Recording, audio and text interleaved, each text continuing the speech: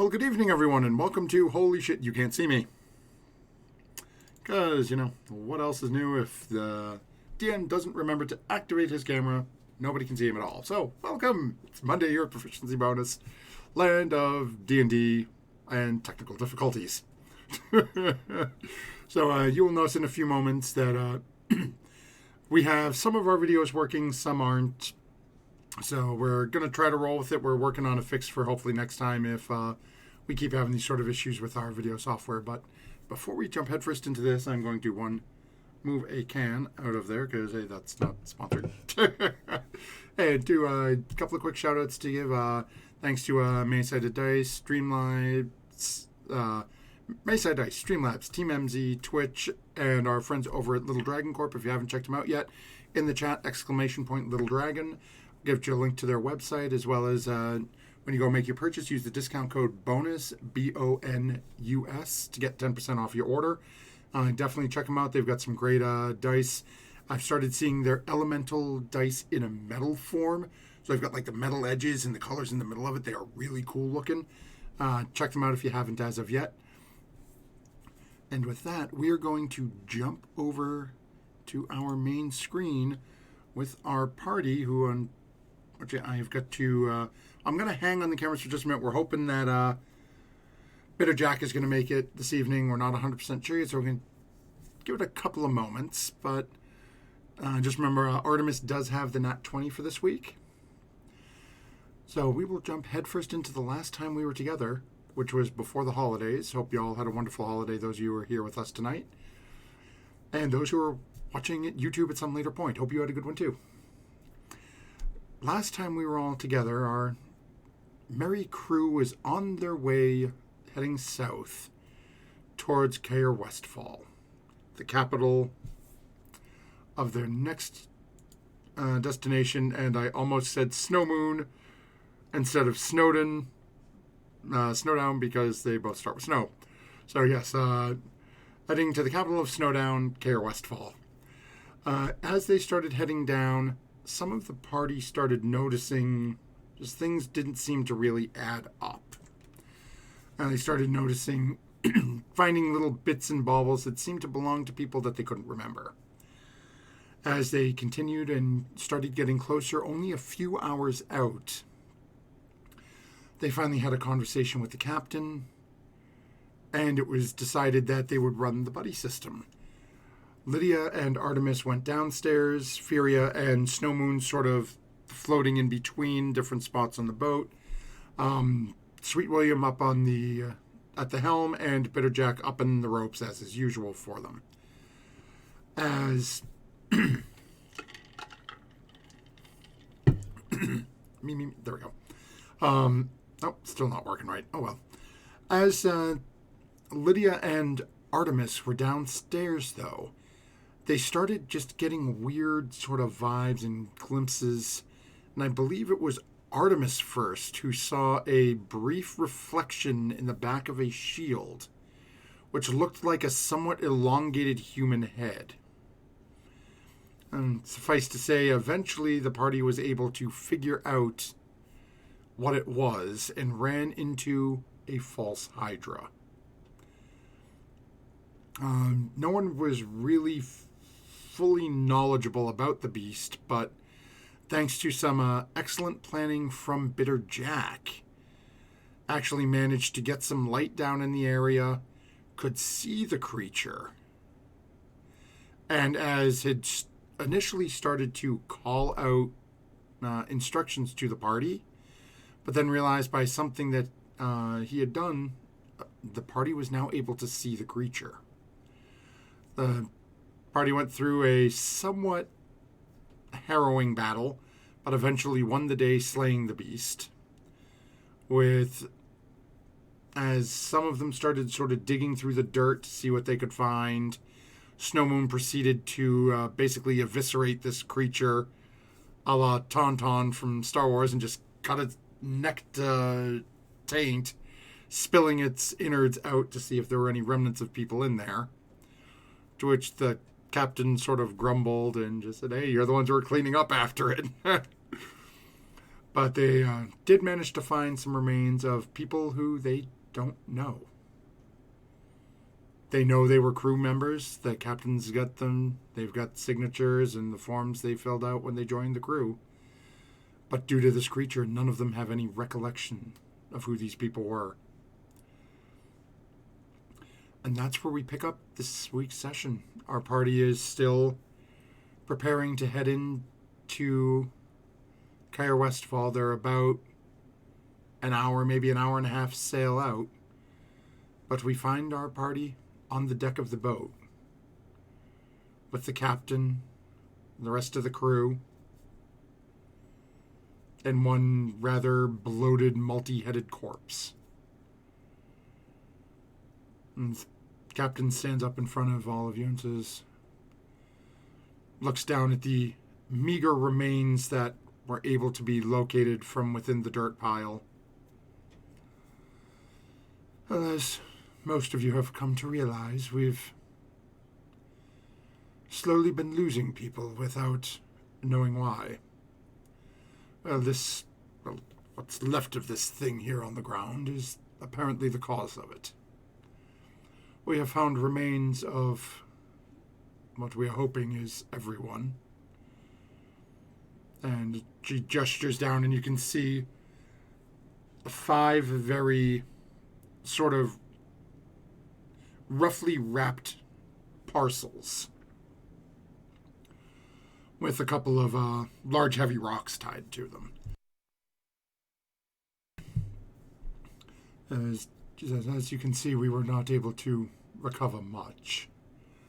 I wish I could say more about these individuals, but as all we have is these names.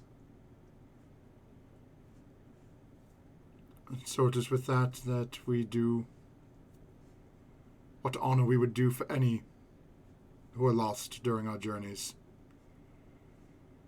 And she looks over at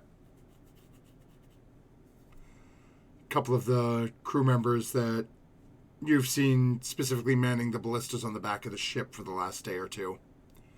She sort of gives them a nod, and each one of them walks over, and the two of them together lift up one of the wrapped bodies and off the side of the boat and just release it. A couple of seconds later, you hear the loud splash. And Captain looks and gives another nod. A couple of seconds later, they pick up the next one. Over the next 3 or 4 minutes, the captain goes through, and eventually all of the remains are given off to the sea. She then gestures at the remnants of this creature.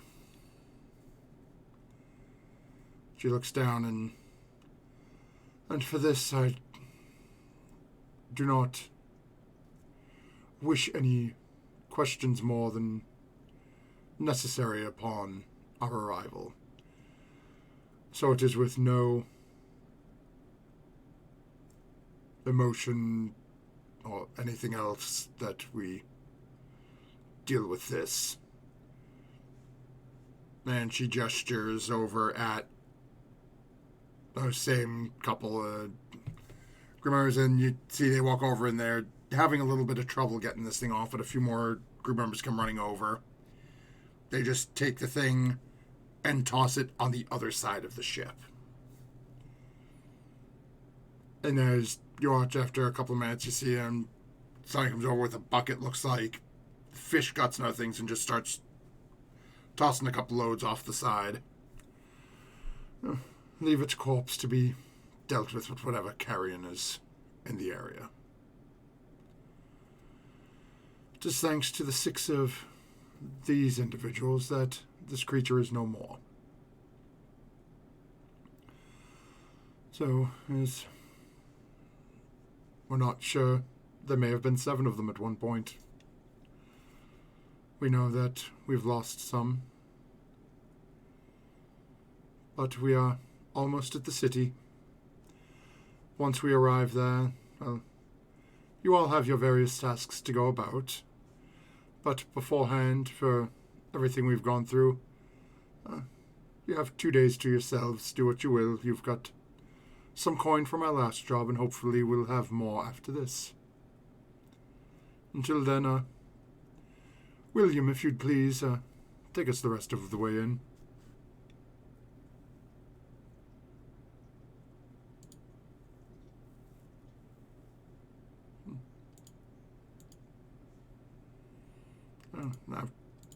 After a couple months, you got William back up on the helm.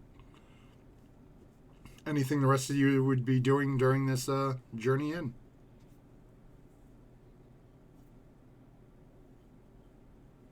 Maybe an hour, hour and a half tops. Okay.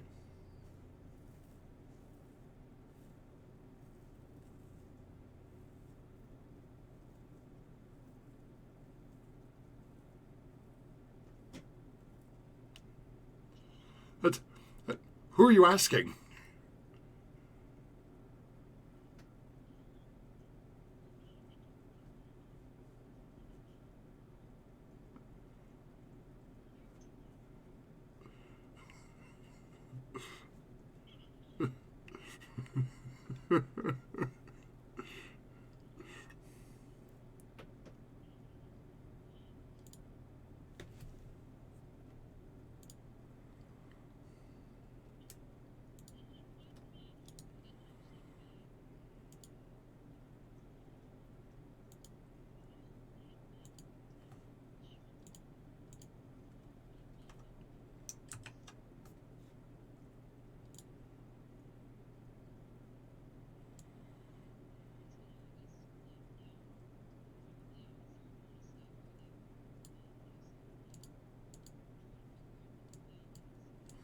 Oh, okay. So are you identifying it, or are you just going to spend a little time with it?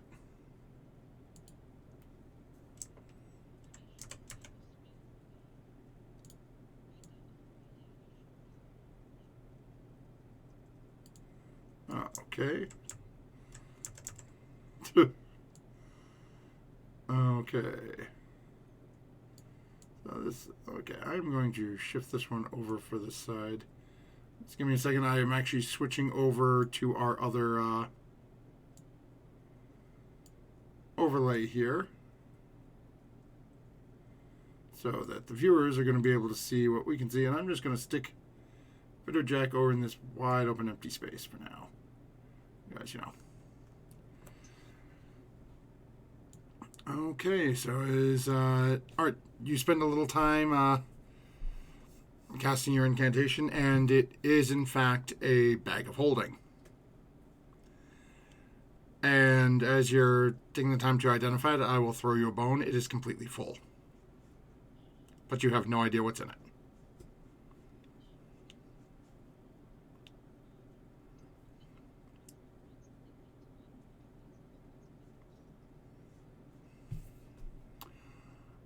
Let me find...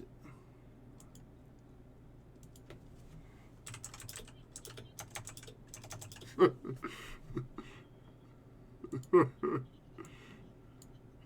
me just see here.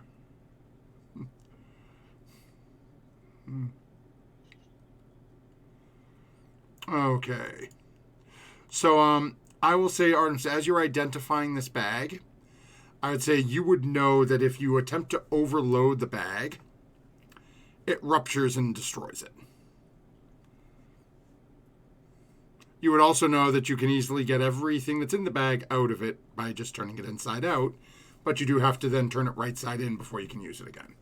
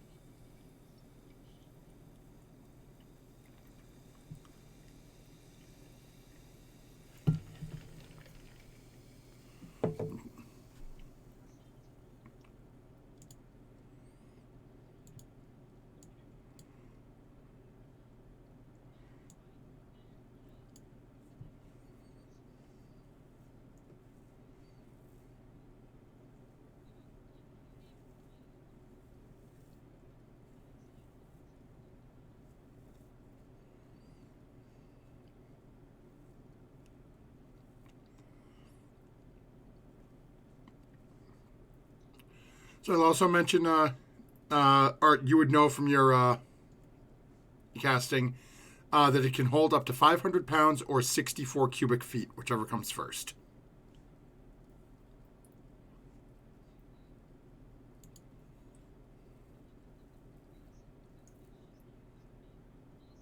Oh, that's... Sorry, yeah. Oh, bloody hell.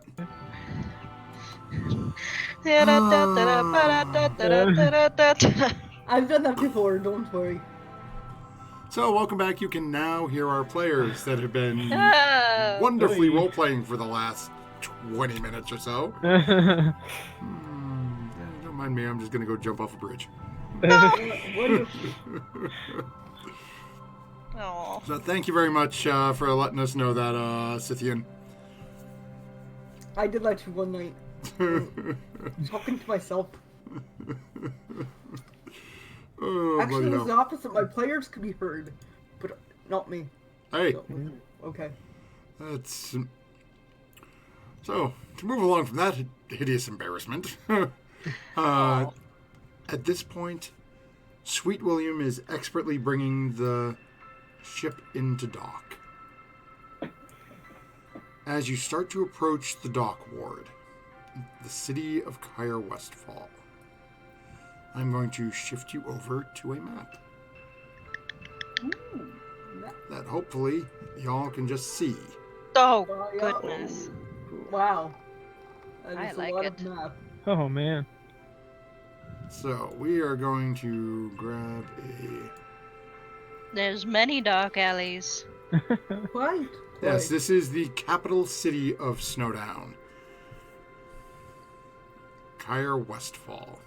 Caer, Westphal. So we are going to grab... I'm just going to say... boat. And... 4 is suspiciously absent of anything. I'm just going to take your boat and... Boat. Oh, random, giant, oversized freaking boat, but hey, boat anyway. Yes. And stick you guys right down here. In the dock ward. Cool. As captain's out on deck, Sweet William's got the put in. Captain starts shouting out orders, and you guys are throwing ropes over to the side to the dock hands who are help getting the boat all tied down and everything situated for your arrival. You find yourselves standing in front of the captain, who looks out at the all of the crew, and again the couple who are staying behind to watch the ship, and goes, starts calling out the different groups who are going on to do things. And don't forget, you've got 2 days to yourself, then get off your ass and do what you're supposed to. We will be here for a week. If we haven't heard from people within that time frame, or if people just aren't back, if we don't know what's going on with you, we may not be here when you eventually do come back, so please keep that in mind. Captain, what did you want all of us to do, the 6 of us? While we're here. We've already discussed that, haven't we? Furia face Oh wait, palms. sorry. I didn't read my notes from last week. I Yes, see then. Captain, I will continue your orders and carry them out. A couple of the other crew members just Yeah, in the background. She's always like that. I know, a little addle brained. Hey, come on, this money's burning a hole in my pocket. I heard about the couple of good inns in this city. We gotta go check them out. And you see everybody's excited. They're all charging off. Okay. Got about 4 or 5 people sort of hanging back on the ship right now with the captain taking care of things. So you guys make your way down towards the city, and the adventure is yours. Boys, you got to come here. Artemis and I have this bag, you see, and we want to find a not too dark alley to see what the contents are. Are you guys in? Oh, hey, look at that bag. Yes. Yeah? What Potentially about move a it? lot of Okay. Just stuff in it. It's a What? bag. Why don't you just open it and look inside? Because it's a special bag of magic and we don't know what's inside. I gotta turn it over and dump out potentially 500 pounds or 200 kilometers or whatever you guys do in whatever town you're from of stuff before we can fill it with anything of ours. I hope it's filled with that much sand. Not much Oh, sand, it could but be a lot of more. sand. Or maybe Lots of dead seawater. people. That would be fun too. So much seawater. Alright. Well, let's just look for an alley and For the we'll find conversion out. for those viewers from a place that uses real numbers instead of made-up math, Yeah. 64 cubic feet is 1.81 cubic meters. Hmm. Okay. And 500 pounds would be 226 kilograms. Okay. So, I will start the charge into the city and go find a nice, well-lit alley. Okay. It is getting to be probably about an hour, maybe an hour and a half before sunset. So you Okay. are starting to see some people coming around the dock ward, starting to light lanterns up on posts, give a little bit of light. So go ahead and we'll say make a perception check, as you're not really looking for it. You're just trying to find a nice area to go to. Ooh, 13 plus perception 6, 19. Okay. So easy enough. Takes you about maybe 4 or 5 minutes. Cut down main drag, take a right, take a left. A couple of quick turns, and you find yourself in a somewhat secluded alley. Doesn't seem to be anyone around other than the 6 of you. Okay, are there any boxes that I could climb up on and, just turn this thing over? And there's a couple of barrels that look to Okay. not be in They the probably greatest wouldn't- condition. They would not bear my weight. Is that what you're saying? You're calling me fat now. I'm calling you a 7-foot tall furbolg, so Oh, okay, fine. I'll go Artemis. You Yes. ready? As ready as I'll ever be. Alright. I will turn this thing upside down and see what comes out. okay.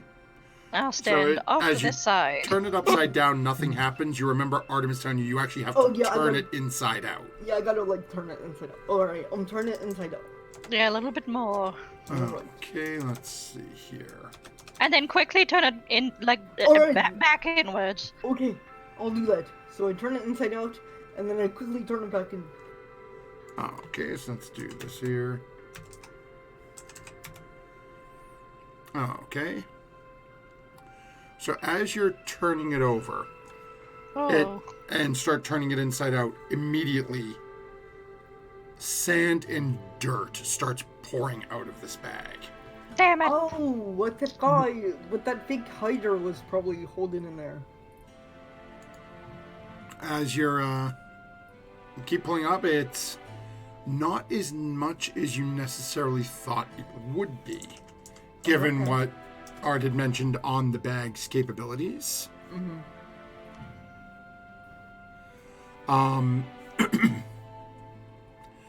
As it looks to be somewhere between 7 to 12 cubic feet of material. So Okay. probably, yeah, I don't have that meters. That's Sorry, okay. folks. So there's about, Translation: sand is heavy. yeah. Sand and dirt weighs a whole lot. Okay. Yeah, that's not even half a cubic meter. All right. So it's like now, mind you, this is, as you're dumping it out, I mean, this is literally, it's covering some of your ankles. You've got Yeah. sand and dirt in your shoes now. Yeah. Oh. That's, but no one's in any real risk. Okay. But you All right, now so- have an empty bag and a large pile of dirt and sand if anyone feels like sifting through it to see if there's anything else in there, but... You bet it. Yeah, I Yes. would take my quarterstaff and start poking in the sand. Yeah, Snowmoon would start digging in with his hands as well. I can detect magic and see if there's anything in there that's special. Oh, Or okay. does that have to be within a certain... I'm in there like swimwear. Okay, Artemis, so go ahead and make an investigation check with advantage, as it seems like you've got a group of people trying in some way to help you out here. We. It's like a sandbox for no. Woohoo! Hope the tabaxi hasn't peed in it. Who's making this roll? Artemis. Artemis. Oh. Okay. Oh, we also have 2 small potion vials with orange liquid. Did we ever figure out what that was? Yeah, those got Yeah, all the vials got identified. Okay, I'm gonna... Can 19. someone put that... Oh, nice. Okay. So, give me a... I think I wrote that down. Maybe. Maybe? We had a long tube with spell scroll, and I forgot what that one was, too. Nobody What was identified what? that. Okay. Yeah. I'm gonna put that in the pirate boot. We had 4 vials of greater healing. Oh, and potion of one reduce and vial. large. Yeah, growing. Yeah, reduce and enlarge. Okay, 1 spell One big. scroll. I have in the notes that the bag had a face on it. Yes. Yep. Cool. Now, let me see, do I actually have a, image? Really? Oh, there's no image on it, man? That's not fun. I think there is in the gym. DMG. And I was Yeah. looking to see if, let me try that and see if this one has it.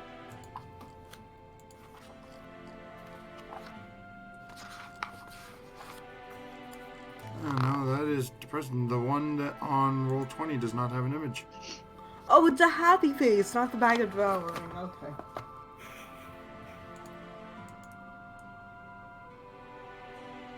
There you Yep. go. Apropos. Yeah, there's no image on the one in Roll20, sorry. Okay. Okay, so give me a second to find out. So Artemis, you do manage to find something. I'm just trying to grab my notes here. We should identify that spell scroll too sometime, Art. Meaning you.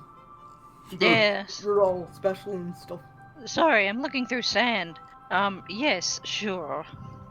Okay, so yeah, also in there, Artemis, you managed to find. Oops, I don't have enough dice. You managed to find 8 small gemstones. They look to be worth about 10 gold each. Just assorted gems. Yep. You can just put down basically 8 gems, total of 80 gold. Do you want me to put that in the bag of holding? Or do you want to hold on to the mark? Let's see. You can hold on to them. I'll put them in the bag. They're back in the bag they go. Back in the bag they go.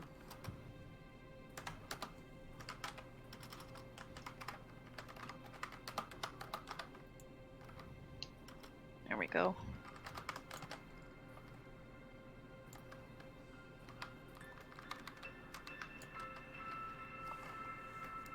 Okay. So now the evening is yours.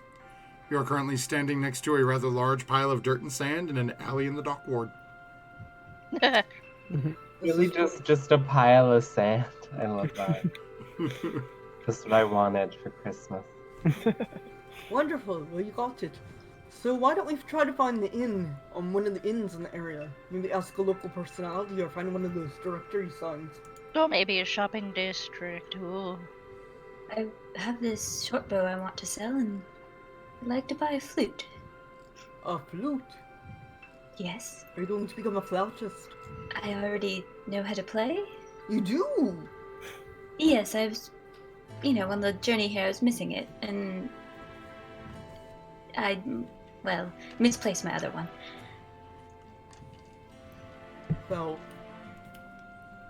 had to get it on. I'm looking forward to Anyway. hearing you flout. An inn? Flout. What's a flout? No, you're a flautist, I just play the flute. which makes you a flautist. Whatever. The point is, I can't wait to hear you flout. Alright, let's find the shopping district and or the inn. And I Okay. will lead my folks out of the alley. I will start looking about for any signs of people that could direct us in any such a manner. Okay, roll a d6 for me. Okay. While we're kind of walking about, what's the general reception of the different races around here? Are they staring at Lydia like, whoa, what the heck? Or So, you do and notice Snow that... Moon? Go ahead and make a perception check. Let's see what you do notice. Okay. I rolled a 1. A 1? Yes. Okay. So after a couple of minutes of walking around, you see sort of short looking human, messy red hair tousled, looks to be wearing full plate mail, and has a military pick, like a military pick hanging at his side. Mm-hmm. He seems to just sort of be walking around. Doesn't have any sort of regalia or insignia on him, but he seems to just sort of be hanging around down near the docks. Okay. And Artemis, what did you roll? 22. Okay. So you do notice that Lydia and Snowmoon are getting some sideways glances and a couple of hairy eyeballs. Nothing overtly threatening. But as you're looking around and checking these people out, you see that the vast majority of people you've seen, now granted you've only been here for a few minutes in one small area, but at least in this area, the vast majority of them seem to be poor humans and a couple of halflings. Okay. Ugh, Alright, F crowd. Oi! You over there? Sir, Yes, what can I do for you? I was wondering, if you could point me the way to an inn or perhaps the shopping district around here. Oh, both. Both is good too. Or both. He sort of rubs his chin a little bit and reaches up, ruffles his hair. Well, I suppose the easiest way would be to go to the market district, although you should probably hurry that, as they tend to shut down shortly after sundown, as not as many people are out and about. But if you continue north to the next main road, and then turn west and head through, you'll eventually come to a fork in the road. Either fork you take will bring you either to the south or north side of the market. Wonderful. Thank you, good sir. And I'll flip him a silver. Dart takes it, storage a little bit, but puts it in his pocket and gives you a little bit of a bow. Alright guys, you ready? Sure. Perhaps we should do the shopping tomorrow. Feria. Okay. Yeah, we have days here. Yeah. As long as you don't miss your flute that much. Well, I'm not really a performer. I just Oh. enjoy playing. Could we hear it still? Maybe if you manage to sneak up on me. I'm not very sneaky. She's grinning at you, Lydia. Aw. Maybe I could hear you though if you play on the ship. We'll see. Maybe But we yeah, could I think- share I a think room. An be inn bedmates. would be in top priority here. We will look into this flute for you. Alright, chums. I guess we'll go to an inn and get some grub then. Sure, why not? Let's get going. Okay, go ahead and make a survival check to see how well you can do trying to find an inn. Oh boy. Boy, you there? From before. You again? Oh, one. Yes. We gave you a Where's an silver. inn? A medium nice inn that you would call it. Let me think here. Roll a d6. 4. Oh, okay. So let me just check my notes here. Sorry, it's a big city. I got a lot of notes. Okay. Yes, I understand. It is a very big city. As he sort of rubs and goes, "Eh, my personal favorite when I can get the time to stay there is in Tower Farthing. It's known as the Purse and the Ghost. It's mostly visited by your everyday folk, but was built in what was once one of the noble family's manors. Sounds nice enough. And I'll flip him another silver. Bows and gives you instructions on how to get to Tower Farthing, which is location 8 on your map. Wonderful. I'm actually going to set that to the map layer so I don't accidentally click and drag these all over the place. Good idea. Okay. So we will head there, I guess. And go ahead and make a survival check with advantage as you've been given directions. Oh. Ooh, not good. Survival though. 12. Okay. Oh, with advantage. Okay. Ooh, much better. 21. Okay. Oh, there we go. It takes you about 15-20 minutes to get there. Okay. As you walk up, given the description that that this individual whose name you never asked gave you, Oh yeah, sorry. I probably should have. It's looks if any of you have been to Disney in Florida, it has a very sort of haunted mansion-esque looking outside. That sort of old style looking, almost like Victorian manor.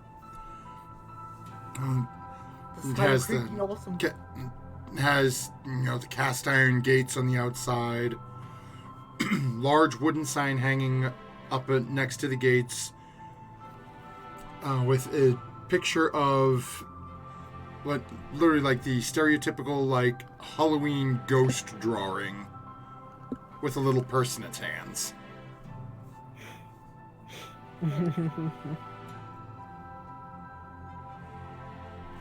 Okay. do we talk to Well, somebody had a great idea naming this place. them? Yes.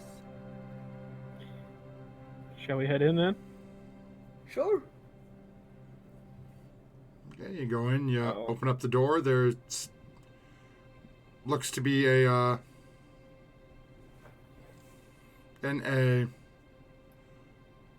small halfling standing behind the counters. Curly brown hair and these bright gray eyes.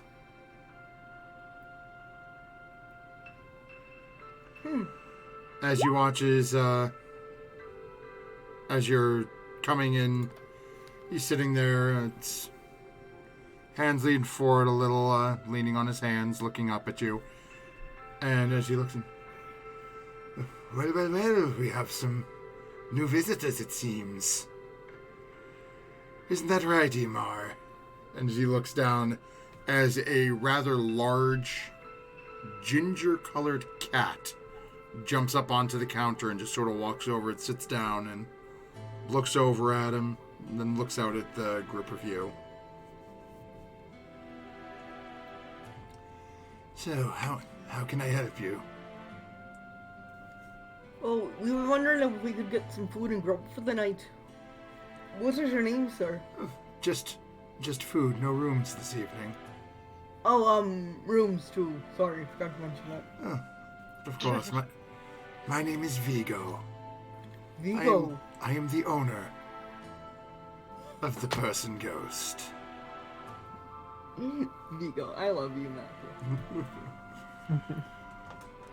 Well, we can definitely take care of that. Will it be 6 rooms, or will some of you be sharing?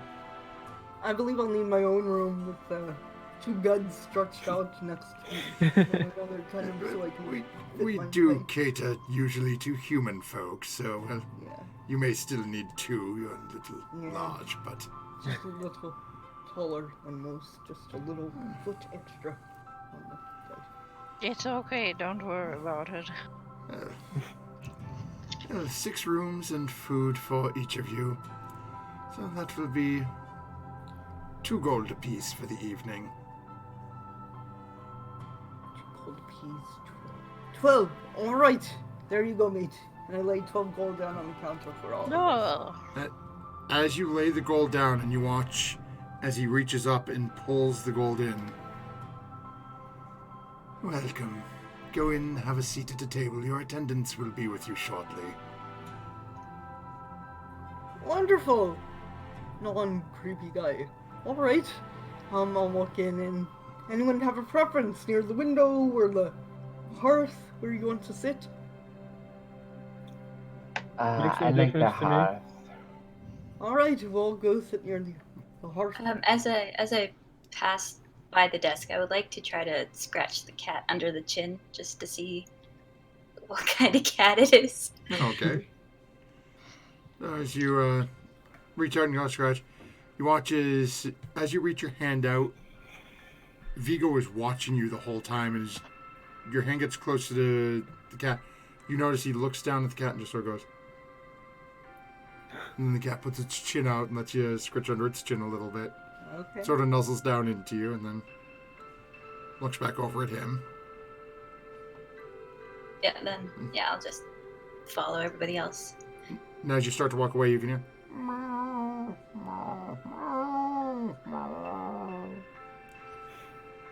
Almost like it's trying to have a conversation with him. Huh. Interesting. I can understand little beast. Go ahead and Can make you? Well, go ahead and make a perception check. Let's see if you hear it. Okay. They know can, especially... yeah, I can't understand they can understand them. Never mind. you. Yeah. Oh, never mind. Okay, I rolled a nat 20, by the way. So I heard it, but I don't know what it says. Okay. Aw, man. I know. I heard it really well, but I don't Really understand a word of what it's saying. Okay. Okay, give me just a quick second here. I'm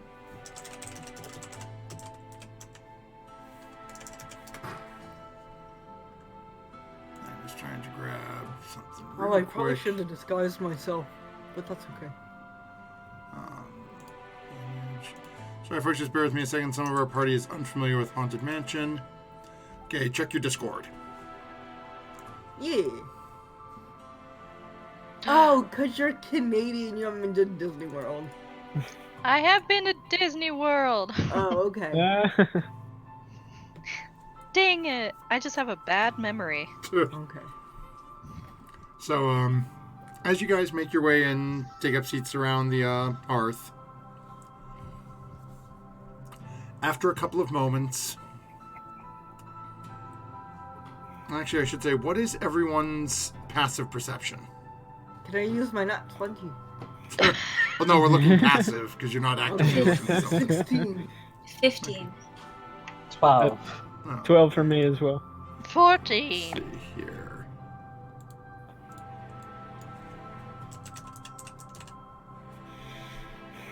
Really?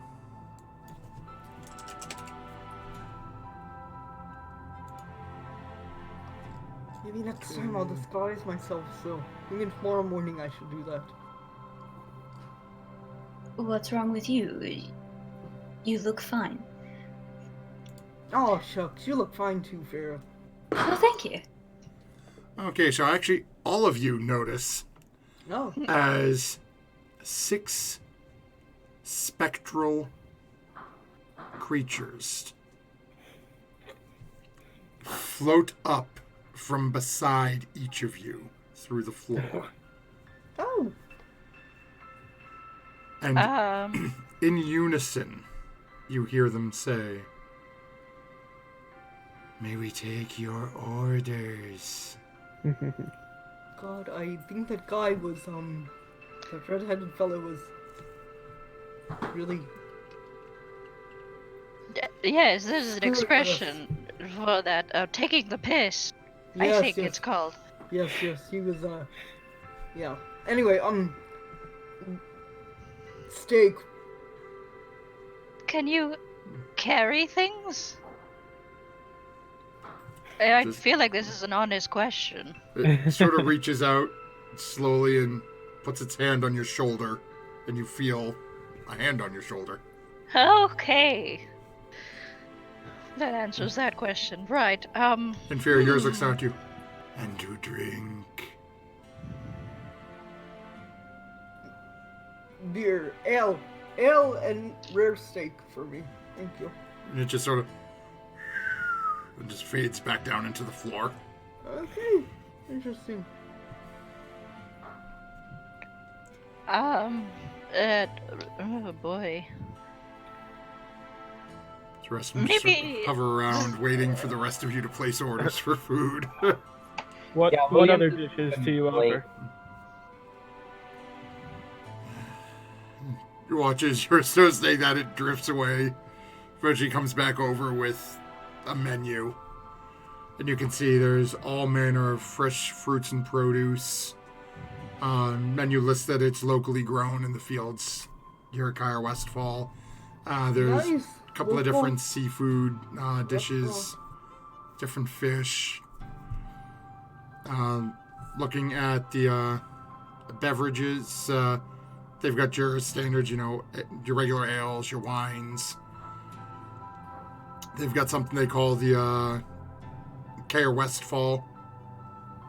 It's listed at 10 gold, though. Oh, no. They don't pay me enough. Wow. So William doesn't even blink as he places this order to the ghost, and he says, I will take some white wine and fresh fruit and some lovely local meat of the white variety. And it nods once more, and same as Lydia's just sort of disappears down into the ground. Ooh, that sounds very nice, Mhm. William. I will be tempted to ask the same, maybe with a red wine, though. Ah, yes.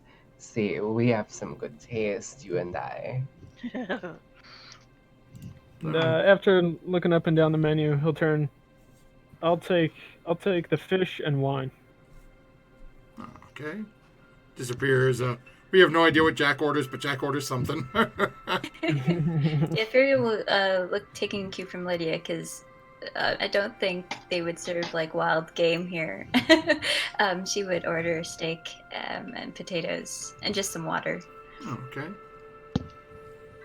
So, eventually, a little while later, you see this basically procession now coming from around the hearth and out of what you assume to be the kitchen area of these ghosts carrying in your food and drinks. And eventually, they set them all down on the plates in front of you, and then they just float backwards and just slowly are floating behind you. Alright. I will start eating. Does it taste good? Seems to. It tastes like a steak. Alright. The ale, Okay, you've had fine. better ale, you've had worse ale. Mhm.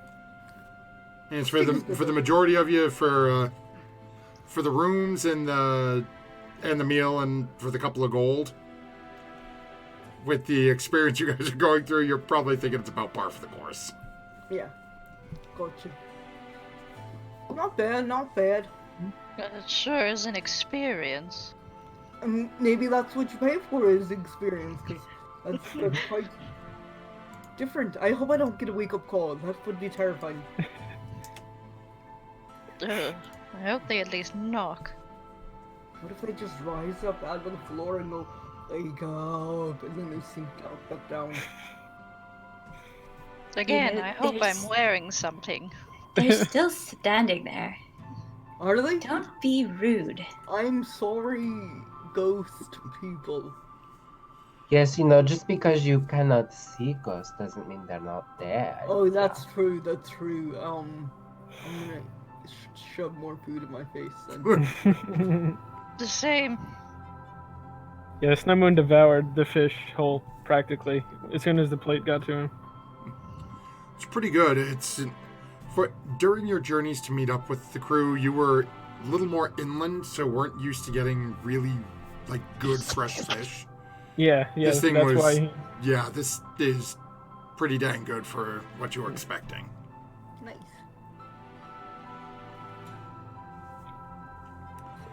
Eventually, your meal comes to a close as you guys finish eating, and once more the spirits come up and start to clear away the empty plates and glasses and everything.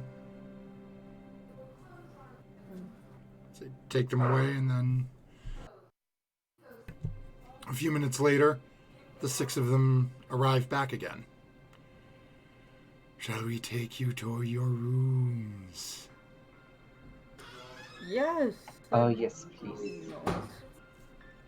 Squeaky door in the background. As they proceed to lead, and each one of them sort of the same sort of floating, sort of just very otherworldly movement, walking beside each one of you. To lead you up 2 flights of stairs onto the 3rd floor.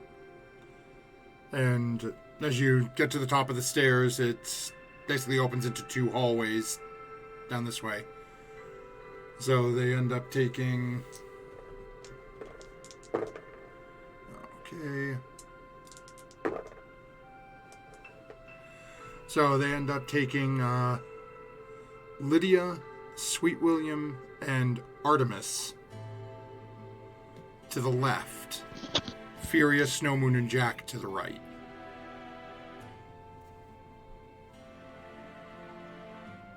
And as you get there, eventually each one of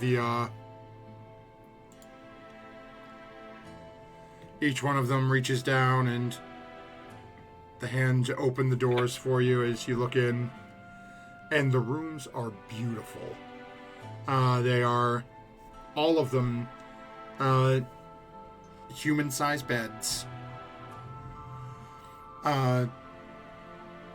2 would look to be full to queen-size beds, but 4-poster beds, canopy over the top. This looks like they're really sort of banking on this whole, aristocratic feel to the inn. Very small, modest little wash space, though. But eventually, as they show you to the room, as they walk you in, they close the door, and they just float right at the door. Ah, finally, a feather bed. Ah, They float at the door, like in the doorway. In the doorway, in the room. I say, thank you kindly. Do you need anything else? No, I am your attendant. I will be here watching all night. Oh. Okay. Well, then.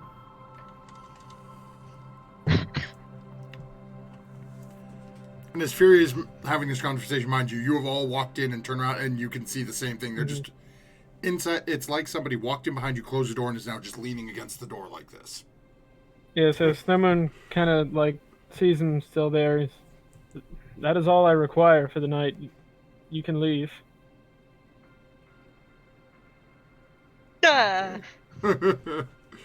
We'll see what happens. What's everyone else doing?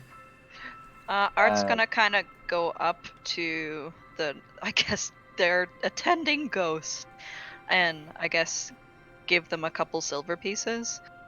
Be like, thank you for the hospitality. I'm sorry about the comments earlier. It sort of looks down. Thank you. Okay, cool. It's not just standing there. And as you're looking at it, you can still see the coins held sort of through the Yeah. in the middle of the closed fist. So, William will attempt to tip the ghost as well. And does he leave when asked to leave? We'll find out it. So we've got Artemis, Sweet William, Snow, Vasta, to leave Fury. What are you doing? I would also try to sort of tell the ghost to go away, but after I bounced on the bed a couple times just to make sure it's like a real, actual, nice bed. Yeah, it's and right there. then- As you bounce out, you get some good lift on this thing. It's a pretty nice bed. This is a good place. And then, excuse me, but I don't have any more need of you. You may go. Okay. And let's see what. I'm assuming Jack I would would, probably do the same, but I would probably look mine over and be like, you can do what I need to do now. I'm gonna go to bed, and not dismiss it exactly, but just kind of like leave it there and like shut the curtains behind you on the bed. so don't see it at all. Yeah, I think Art would do that too. They're not gonna outright like say go, but like okay. yeah. So Gave them the tip and they're like, okay. So in that case, so the three that actually told it to go, so Furious, Snow Moon, and Sweet William, as you have explicitly said you require nothing else, you do watch as they just sort of drift back down through the floor and disappear. Unfortunately for Bitter Jack, who is not here this evening, I rolled a die to see what Jack would do, and Jack is just laying in bed staring at the thing. Daring So- contest. Yeah, basically. That So sounds Jack about will right, get though, we will give Jack, just in case anything happens, the benefits of a long rest. But yeah, Jack did not have the thought to actually tell it to leave. So for Lydia and Artemis is, you haven't really told it to leave. You just climbed into bed and you pull the curtain shut on the bed. And eventually you all fall asleep. As the morning starts to come, you all awake with the benefits of a long rest. Lydia and Artemis, go ahead and make an intelligence check for me. Oh boy. You're a wizard, Artemis. You should be good at these. No. 4. 4? Yep, no idea what's going on. Oh, okay.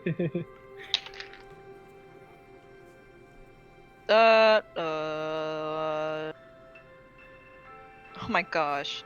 Intelligence, maybe for the wizard, maybe not for me. 18, Jesus. Okay. Mm. Artemis, you remember that there's a ghost in your room. Oh. Lydia, you completely forget. Oh. You jump out of bed, throw the curtains open, and there is a freaking ghost floating in front of your doorway. Did we hear that? Yeah. I'll say she let out a belt. Actually, the three of you on her side would have heard it, yes. Oh. I mean, forgot you were there, buddy. What do you need this morning? Toast. That's great. Oh, my poor heart. Sorry. Art would kind of pull open the curtain and see the ghost, I guess. Still sitting in the same Okay. position. Still a couple of silver coins clenched in the fist. Oh my goodness. Oh. I do have a question. Do you know where would be a good shop to get some paper and ink, some fine paper and ink? Sort of looks down for it, looks up.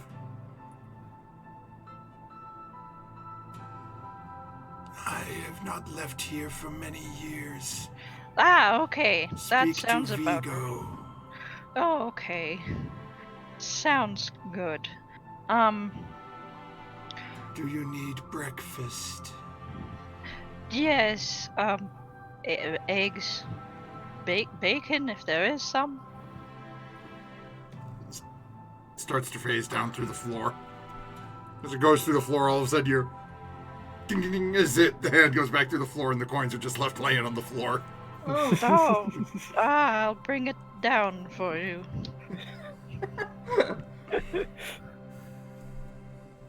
I'll start to get my stuff together and go downstairs. My feet were cold all night because I was so scared that I pulled all the curtains around me, but I left my feet out because I was trying to sleep sideways or crossways on the bed. But let me prepare my spells for the day. So the rest of you eventually make your way downstairs. For those of you who did send your attendants away, you find them waiting at the table. Standing behind the seats where you had sat the night before. Oh. Can I have something besides toast? I really should have thought of that before. I would ask for a couple pieces of fruit. Toast would be whatever. Snowmoon asks his attendant if he could get hot tea. Yep, and they all, again, same thing, just sort of disappear back down into the floor to go fetch what you guys are looking for breakfast. What would be good things to prepare for the day? Let's see. What does this do? The food is all brought over to you.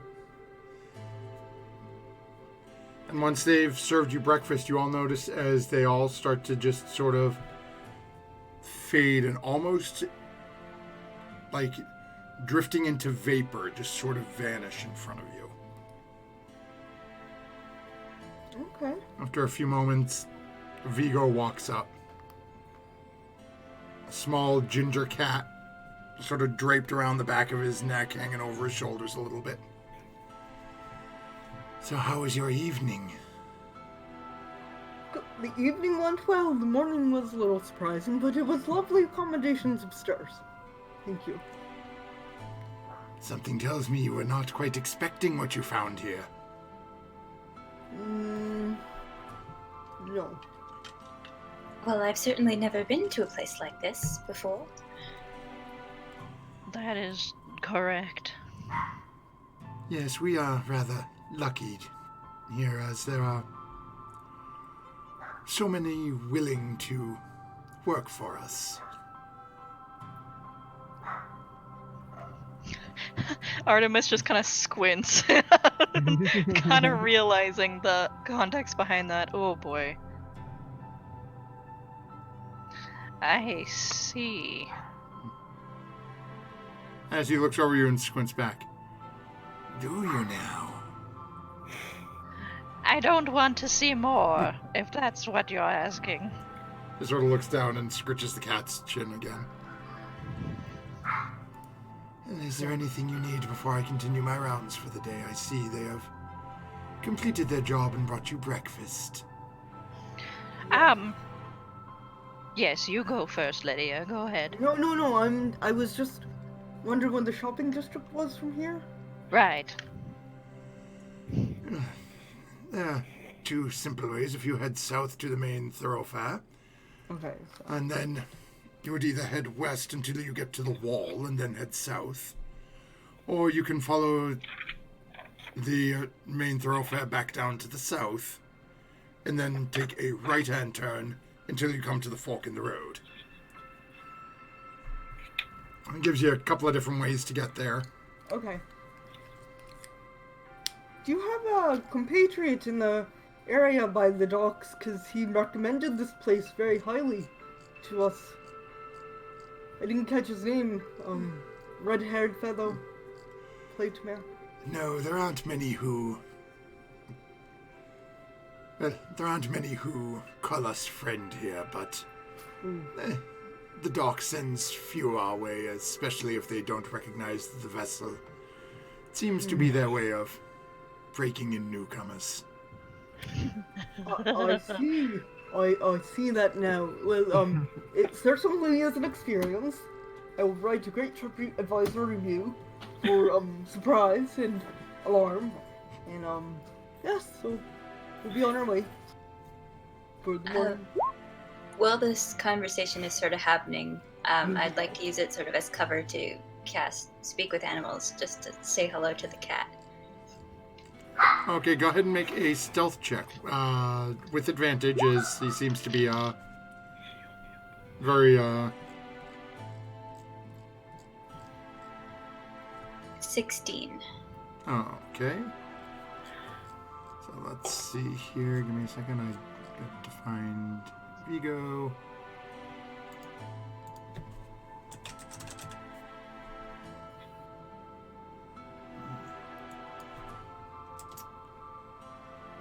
Of course, where would that be? Give me just a second here.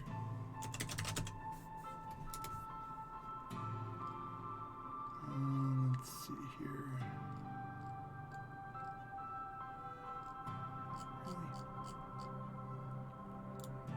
Okay, we're just going to use you for placeholder. Wait, he's not actually wrong. He just needs it. Okay, so you are easily able to do that with the without him noticing. All right, I'm just gonna say, how are you doing this morning? To the cat. As you say that, the head turns. It has been years since someone besides Vigo has taken the time to speak with me. And how are you, little elfling? I had a very nice rest. Your beds here are wonderful. They really are. They are just so comfortable. The attendants treated you well, I assume. Oh, yes, they were perfect dears, and, stuck around until we didn't need them anymore. Yes, that is what we have them do. Are they, how do they come by and work for you? I've never heard of ghosts attending an inn before. Well, one mustn't give away all our secrets. I suppose not.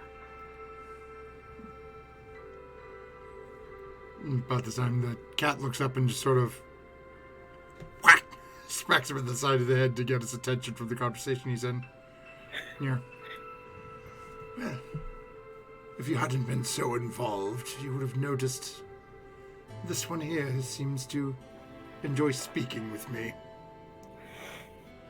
And Vigo sort of cocks his head, looks over at you a little bit, Furia. And just, once again, gives Imar a little scritch under the chin. You must be careful with what Imar says. He has been with me for a very long time.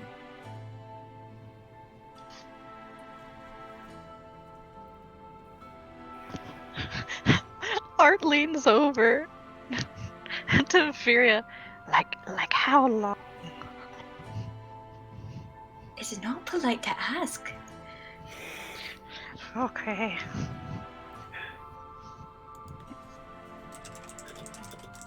Gotcha. Alright. Anyway, it seems my compatriots here have got their directions. Vigo, Vigo gives you a little bit of a nod. And then Imar looks back over at you. Do come back again. I might have to do that.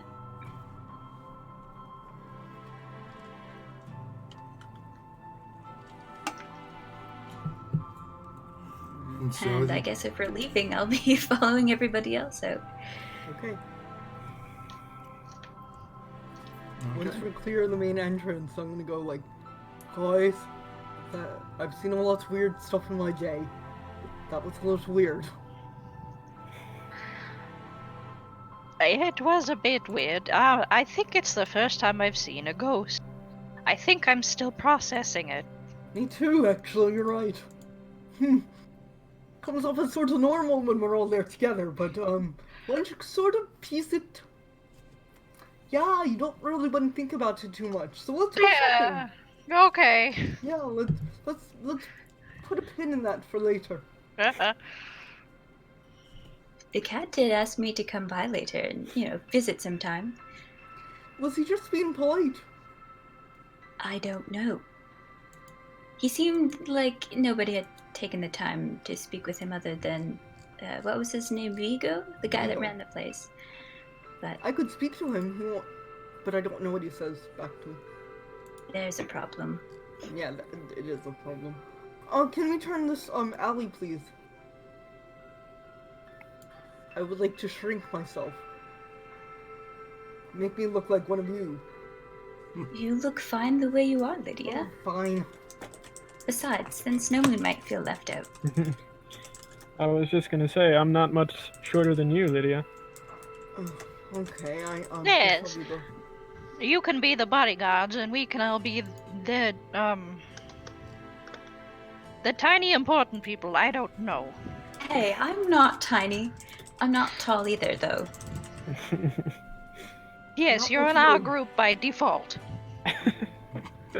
Not much of a bodyguard, Thanks, either. I guess.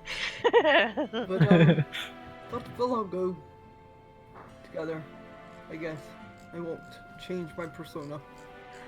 What Okay. area are we in? Like, right So right after now we... the so Okay. and I should have had a key made, and I apologize, I don't. So Tower Farthing is where the inn was located. That is number 8 on your map. Okay. Okay. The market district is 4. So basically that market district is, from what Vigo advised you and what come on brain, pull up his name again. And what Edhelm advised you. It's basically just a large wide open square. Okay. Think of like the I can't think of anything off the top of my head that everyone would know. It's just a massive open area where stores from the actual... Like an outdoor market? Like a basically, bazaar. yes.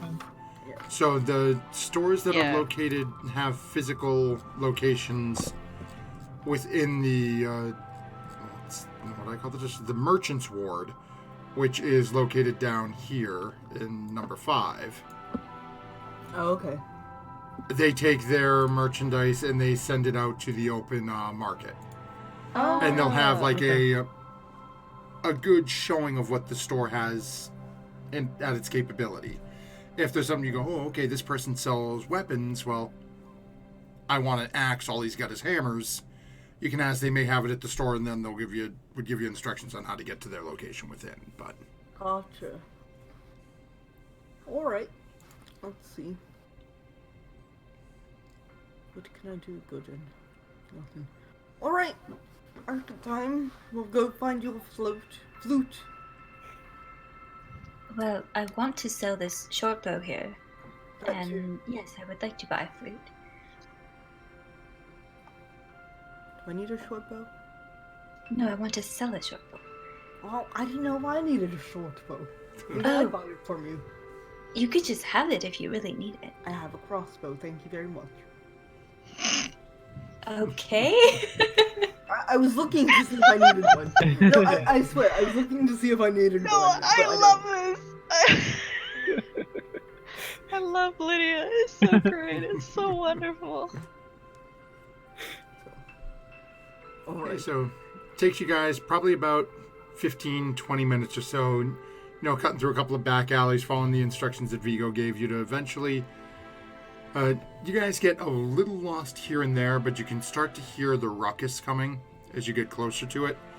And as you walk out, there is just a cacophony of voices, carts Is there and tents food? that have been set up. Yes, you can see there are people selling food on this on the sides. Good, because all I had was toast. Why did I ask for toast?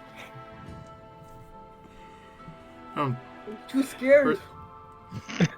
Within 2 or 3 minutes, you see a couple of people selling what looked to be some sort of kebab, meat on a stick. Wonderful! That's- I will go over to them. As you walk over, you can see, again, sort of a scrawny human, sandy blonde hair, really sort of unkempt. Again, sort of a dirty face, but as you walk up, you notice that from about here on the arm down, it seems to be perfectly clean. So while it doesn't seem like he takes overly good care of himself, it seems to be when he's dealing with the food, he's at least washing his hands and Well, that's keeping that good. aspect clean. As he's walking up. Oh, hello there, miss. Hello, meat on a stick. 2 silver. Meat on a stick. 2 sticks of meat, please. Reaches down, Anyone pulls them else off the want meat on flame. a stick?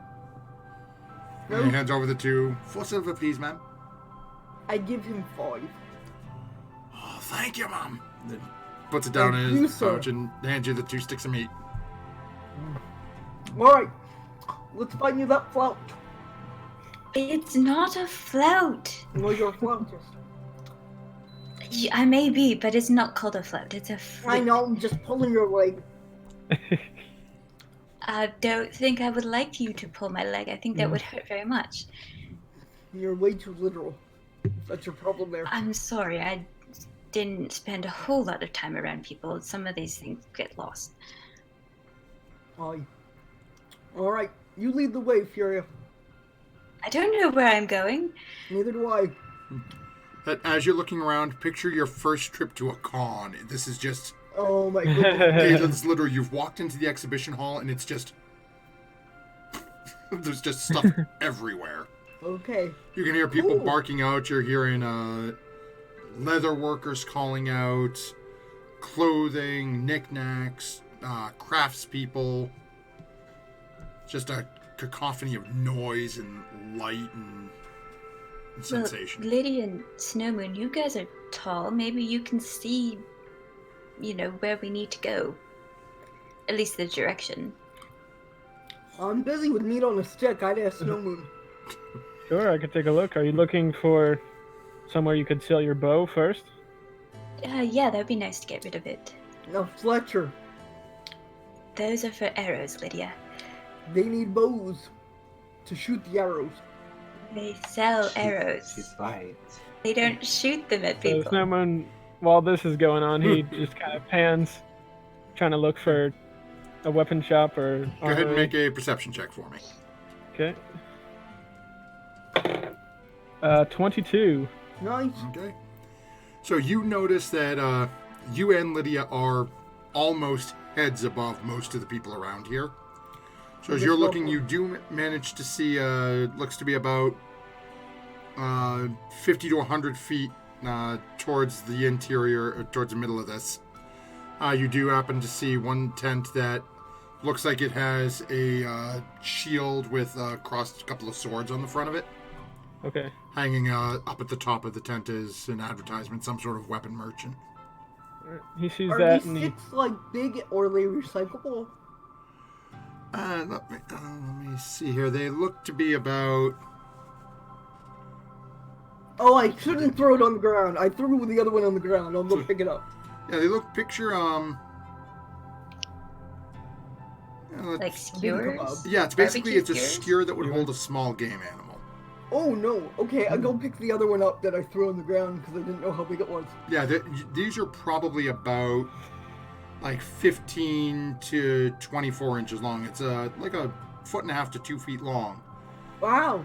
Big Because it's- sticks. Well, it's 2 silver. You got a pretty decent sized piece of meat there. Yeah, I don't know what I'm eating. Don't tell me. Hopefully And- it's bovine or chicken. Anyway, point is, where are we going? Snowmoon? This way, Furia, this way. I see it. It's about 50 yards down this way. Follow me. And he starts to just cut through the crowd and lead the way. And it's easy enough too. It's built sort of like, I use the con as the example, but it's not quite as hectic. So the 6 of you don't really have any trouble keeping ties to each other.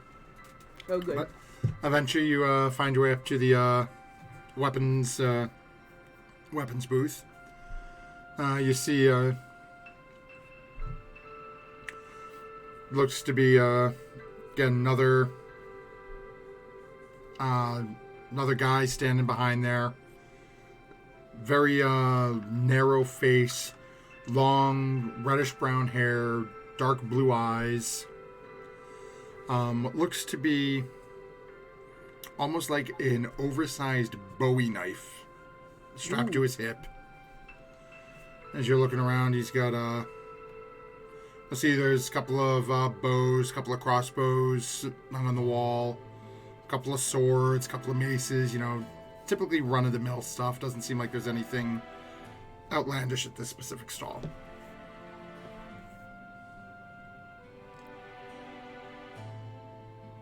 Is there armor on sale? You don't see any armor here. It looks like this location is specifically just selling weapons.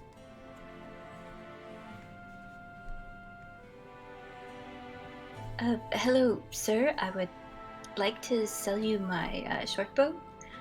Oh, yes, good sale. Okay, yes. Let me see. I'll take a look at it. Yes, one like me. I will put the short bow. I guess there's a counter. It'll be unstrung. What do you think? Sort of looks at it. Not too bad. Let's take a look here. Nothing you want nothing you're interested in, No, no. I have a longbow. That's good enough for me. So as he rummages through and what's over, and let me just take a look here. I can check the cost here.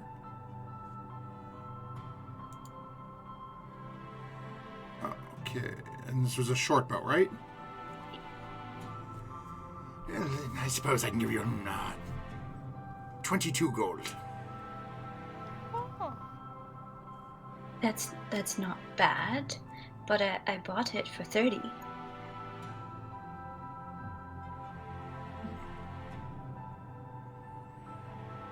And I suppose I can do a little better, and we'll go 24. That's my final offer, though. 24. Well, I suppose, but then I won't have. I'll have to take the string off of it and keep that.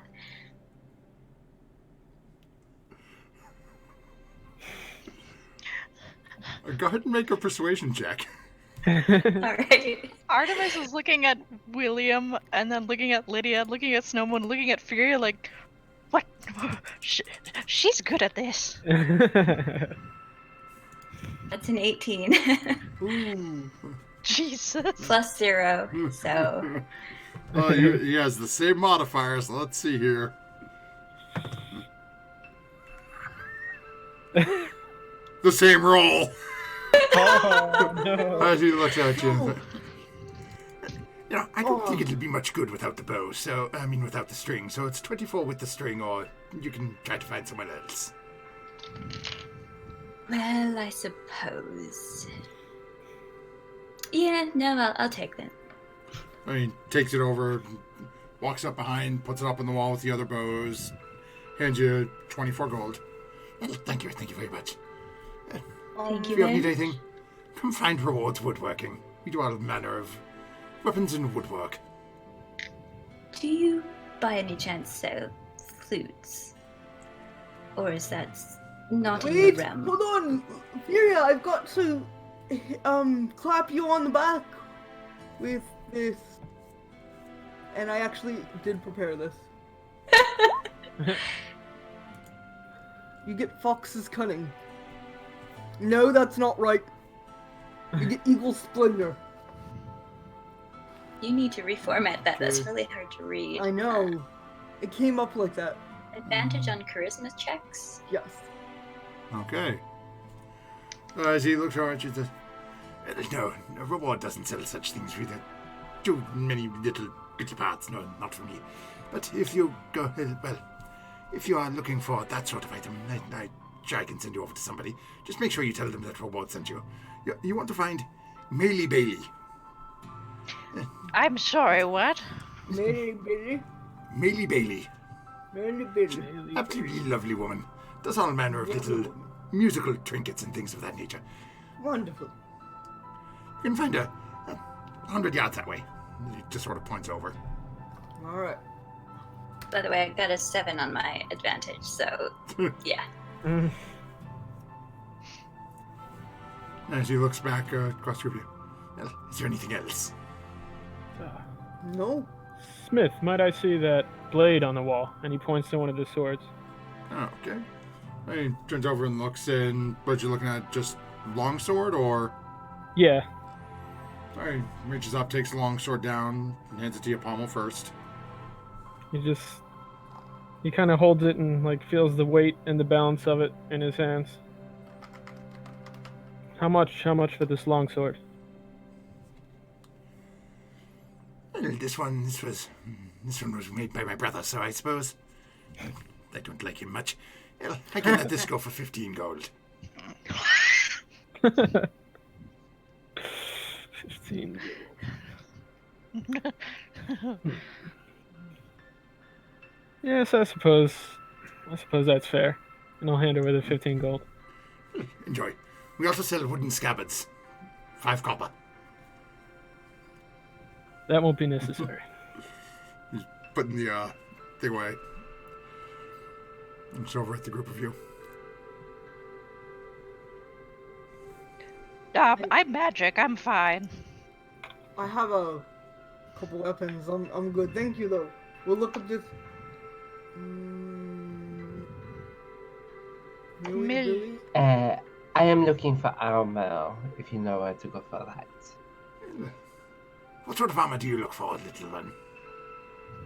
I'm looking for a sturdy breastplate. So you're looking for leather worker, then? Well, yes, and you want Cater. She is diminutive like yourself. You can find her. Well, okay, she's a little further away than Mealy Bailey, but you can't miss her. Very long hair, bright green eyes. Very pleasing to look at. Hello. Do not tell her that. And he pulls down a bit of his shirt that he's wearing. You can see a long gash cut into his shoulder. Oh. I made the mistake of saying that once. She did not like that. And I trust you did not make that mistake a second time. No. Her husband would not have liked that even more. Oh. Yes. I like this town. So, well, if that will be all. Get away. You're keeping the customers away. Oh, okay. You got it. Hey, everyone, I kind of gave Furia a,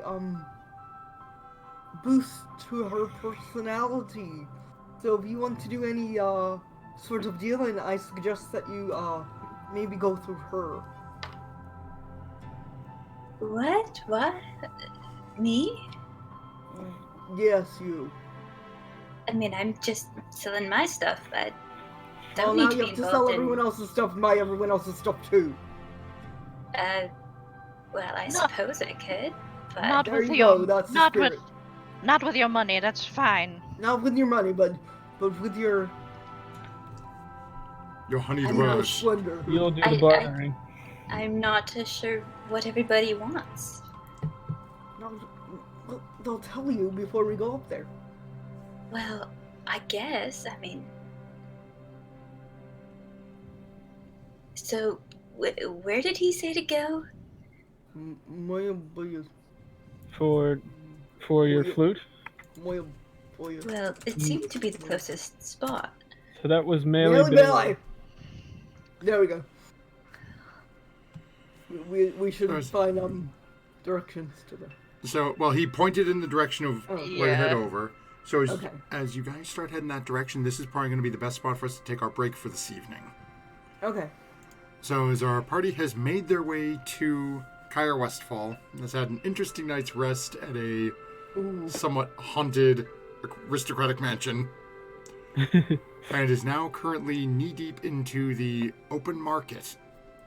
We're going to take a quick 5 to 7 minute break to top off our drinks, facilities, and all that whatnot. And we will be back shortly to see what else goes on in the marketplace and what else they have planned to do for today. So don't go anywhere. We will be back in just a little bit.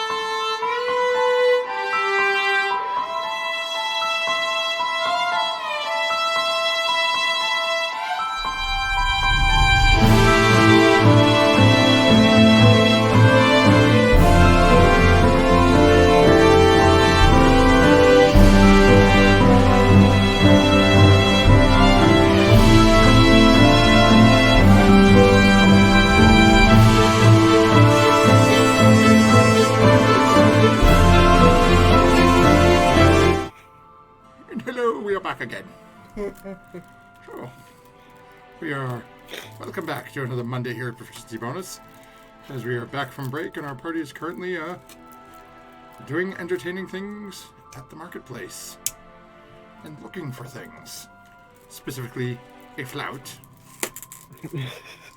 and It's not a a flout for the flout. flutist and some armor for our halfling. So again, I'm sorry we are going to retcon if there is anything that Matt needs to pick up. Oh, sorry, Bitterjack once when we hear back from Matt. But in the meantime, you guys are making your way per the instructions given by your lovely friend at the weapon merchant, Reward, and heading down towards Mealy Bailey's. Perhaps I should have bought a pike. I wonder if I'm proficient in pikes. I put a picture of what a fairy would be looking for. Just in a simple wooden Discord. card. Oh, okay, let's see here. Oh, okay. So as where's my market? Sorry, viewers at home. I just on them how poorly organized my notes were, and my numbers are all in the wrong order. So now that I have found my market again, takes you probably about 4, maybe 5 minutes. Not a long trip at all, and you find yourself coming across a sign.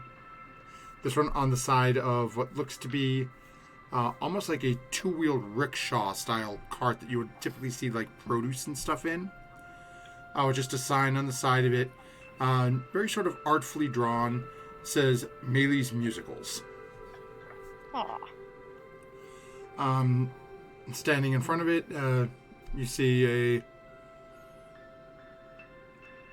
rather stocky, sort of rotund woman with a very angular face, very short gray hair, and bright, like sky blue eyes. As you're looking at her, you can see she is wearing some what look to be very expensive clothing, with a sling around her chest that seems to have a bunch of small vials in it. And I'm going to phrase it, what strange languages do any of you speak? Giant. Sylvan? Speak halfling, Druidic? kind of funny. Yeah, I speak Draconic. I don't know if that Okay, falls so no, within that. nothing yet. Artemis, what about you? I'm trying to find it. Okay. Actually, let me just check and... Abyssal. There you go. Okay.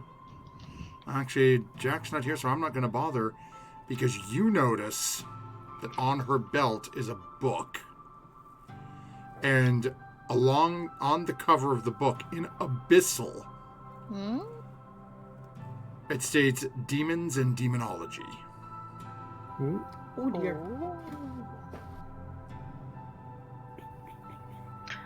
I guess Art would take perhaps a couple moments too long looking at the book before engaging in conversation. Okay, so let's just see what not she's going to notice. That's a 2, so she has no bloody clue. The rest of you, on the other hand, notice as you're walking up and as Furia starts to sort of look at the cart and see what's there, Art's just sort of head cocked and is just staring at this book. Doesn't seem like this older woman has noticed anything as of yet, though. Art, you okay there? Yes. That's, can Furia ask about the book? I'm pretty sure she speaks common. Art? What about this book? It's an interesting book. I'm sure you can tell her that you like her book. Yes, but what if I want it? Ooh. Well, I mean, it seems not for sale. Could always We just should ask. go to a bookseller for you. I suppose. Or at the very least, maybe ask where she got the book. You know, I'm pretty sure she's in range to hear us by now. Probably.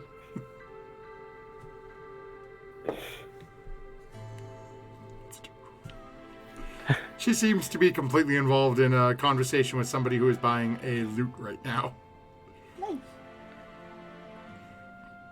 Should I take the book? No. No, that's stealing. You can certainly try. No, it's fine. You find your flute, It's- and we'll Thanks. see. Let's see what. I'll ask her. Okay. We could just go Yeah. to a bookseller. I'll wait around till the customer's finished. And only another minute or two as you watch the coin change hand. She turns and looks back up. Oh, hello, yes, how can I be of assistance to you? Sorry, I'm looking to buy a flute. Well, we have quite a few options here, if that's what you are seeking to purchase today. She sort of comes walking over and starts going through some of the items in the cart, and you see she seems to be taking her time moving each thing to make sure she doesn't want to risk damaging anything. So as after about 4 or 5 minutes of searching through all these different things on the cart, she looks over at you, and then let me just see here. Ooh, gong. I wonder if I can become proficient. It's not like the equivalent of a triangle in D&D. There we go. So she comes out and she sets down just a very simple sort of wooden flute. Says, I have just your regular run-of-the-middle piece. This is 2 gold. We have, if you are skilled in them, we have the pan flute, and she sets down a pan flute in front of you. And this is 12 gold. And then she looks and reaches down and pulls out a case. Sets this case down and opens the case. And you see a shining metallic flute within. Ooh. We have this one that was made out of an iron and silver composition. This one is 50 gold. Doesn't make it sound prettier.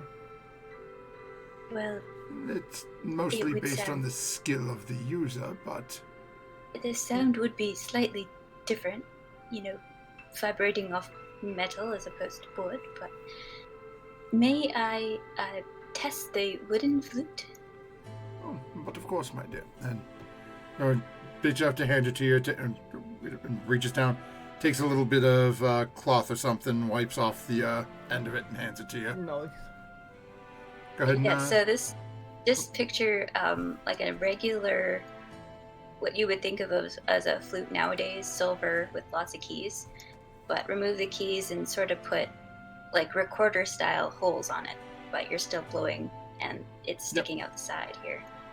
For people that didn't see the picture, I guess. Sure. Fair enough. So she would just do a regular major scale, make sure it, you know, the keys or the holes are all spaced correctly. Okay, go ahead and make a performance check. Do you have a concertina? That is a 16. Nice. Okay. So a little shaky at the beginning, just trying to new instrument, getting a feel for it. Seems to sound fine. How do I become proficient in an instrument, and do you have a concertina? Give me a second. The DM is looking up to find out what the hell that is. A small Oh accordion. my god. Alrighty then. Oh Roll no. me a D. Roll me a D100. Oh. Where's my toy?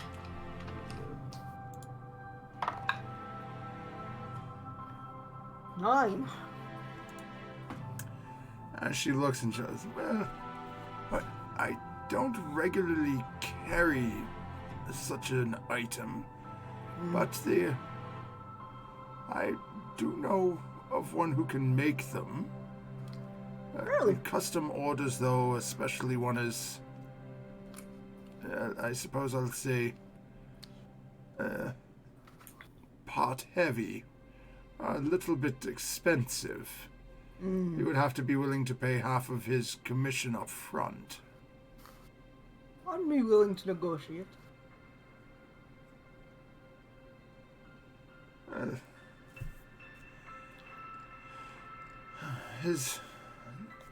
She looks down for a couple of moments. His name is Fiola. He doesn't come out to the markets. He has a residence in the Merchant's Ward.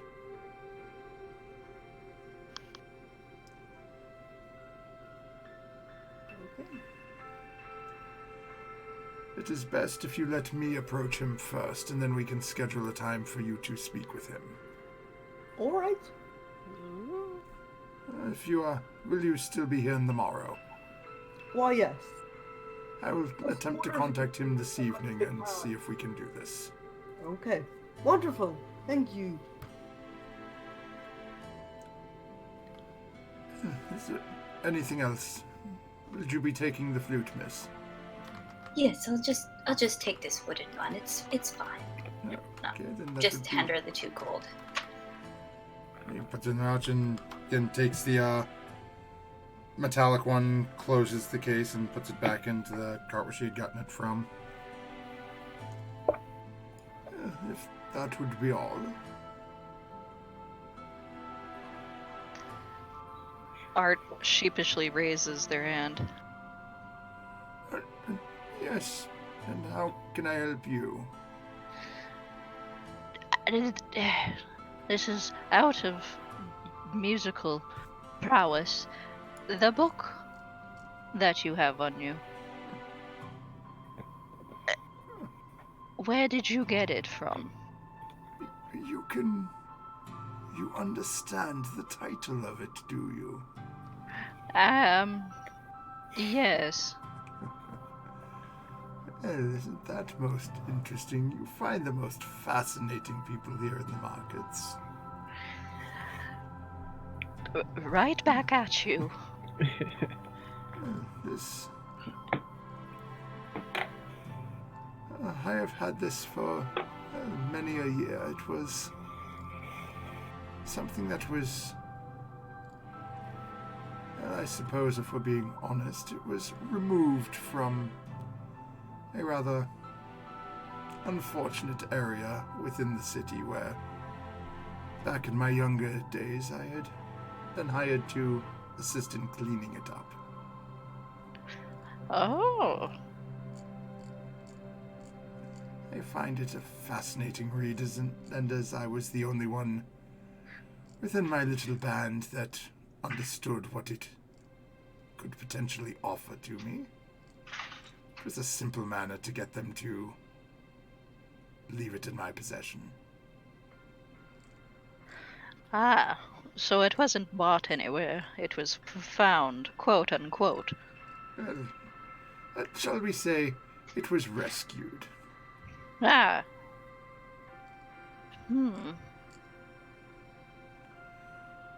I suppose, do you have any interest in the subject, or is it just a curiosity?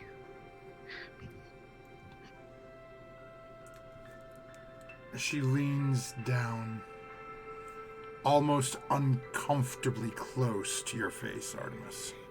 Oh dear. And as she reaches out, as she's getting so close that it's your instinct is to just sort of turn and pull away as she reaches down and very lightly grabs the tip of your chin and tilts your head up just enough that you're forcibly looking her in the eyes. Oh yes. And as you watch, her eyes go stark black. One might say I have a more than passing interest in the subject. And then she lets go, and as she's backing away, you know, the eyes look completely normal.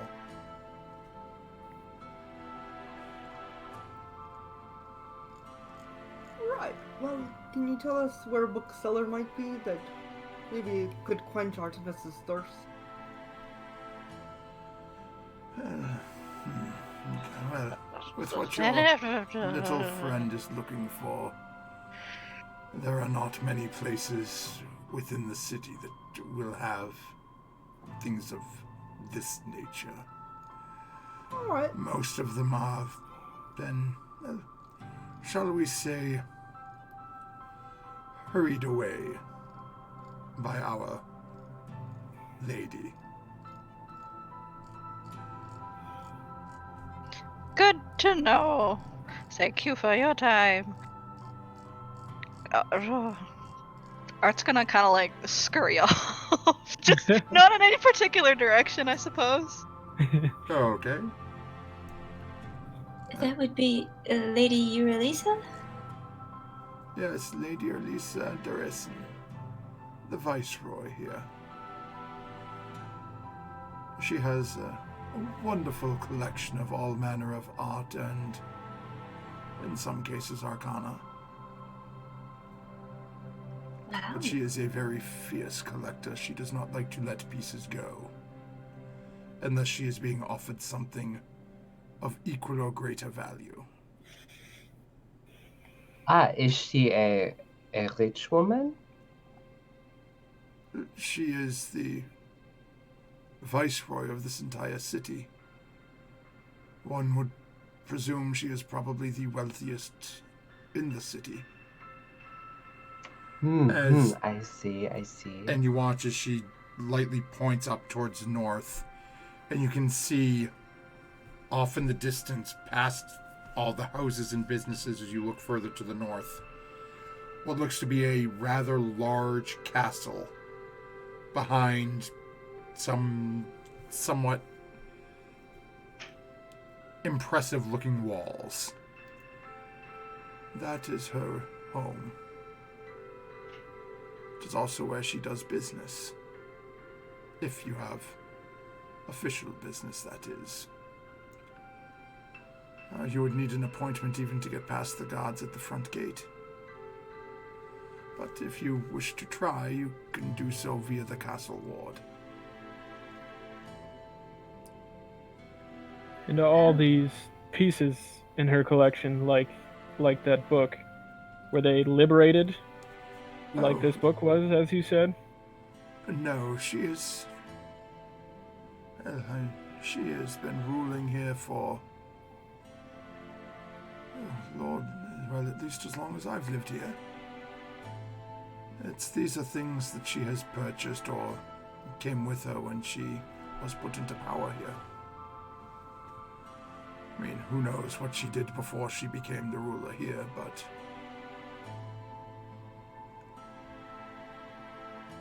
So she's been here a very long time. And yes, I want to say... I think 40, 50 years since she's been Viceroy. May I ask an odd question? She's human, yes? Well, I've only met her a couple of times. I do my best not to bother the order here. But I believe she's either human or half-breed.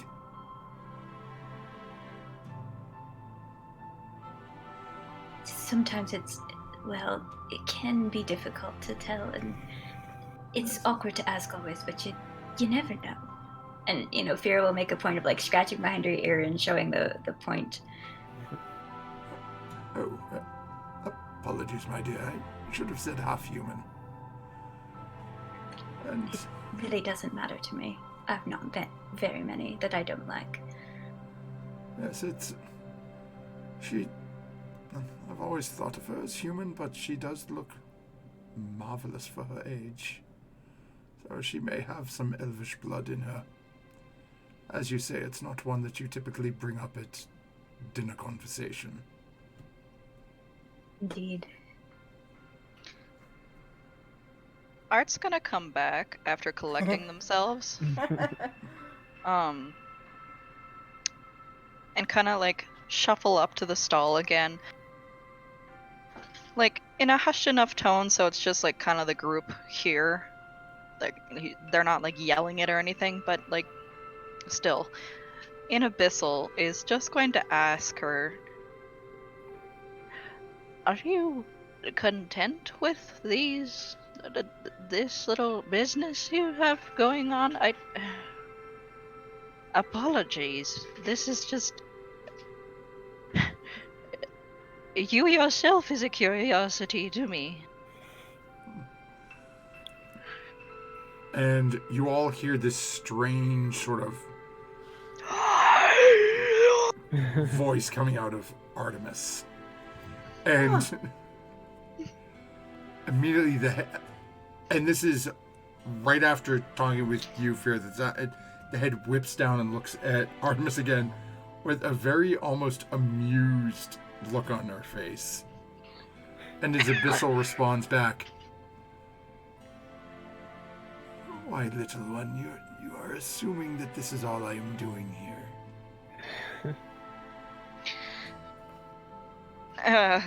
They switch back to common. I supposed as much. Just a question. Thank you. Gives a little bit of a nod and then says, if there comes a time you are interested in more, then by all means you can find me. I live out to the west of the large castle, out in Hydra's Burrow. Sounds good. I will think about that. She gives a couple of key points, and for those keeping tag at home, Hydra's Burrow is number 3 on the map.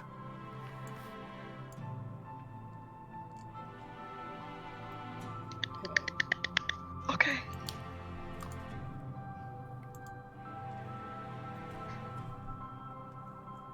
Cool.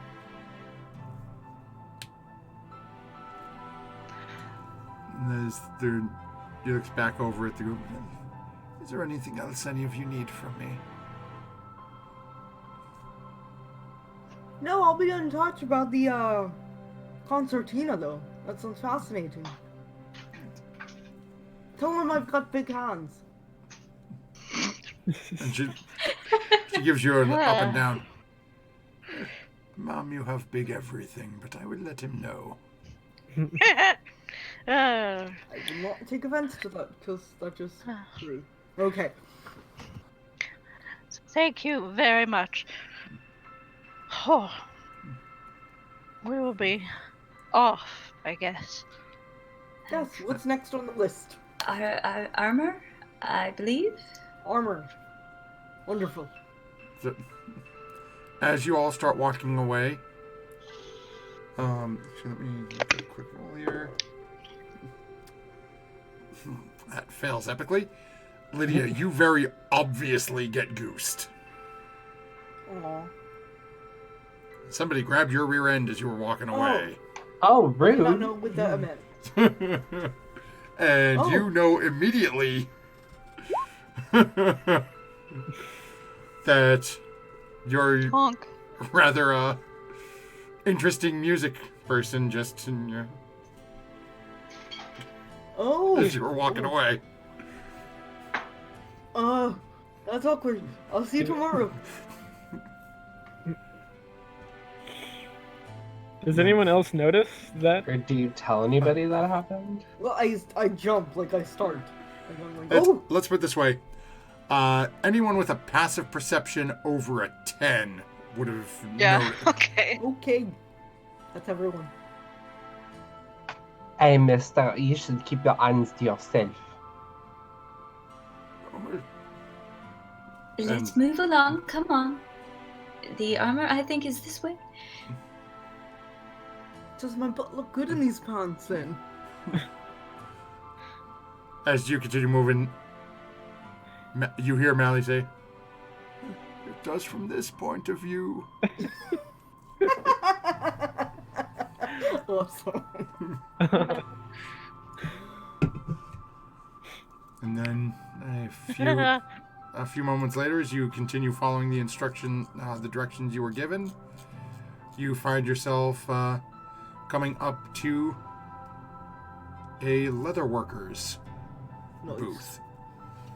You see a female halfling, very short sound, very long hair, tied back in a single braided ponytail, runs down to about the mid-length of the back of her legs. And again, very bright but slightly narrow green eyes. As you start getting closer, you can see all manner of leather armor, studded leather,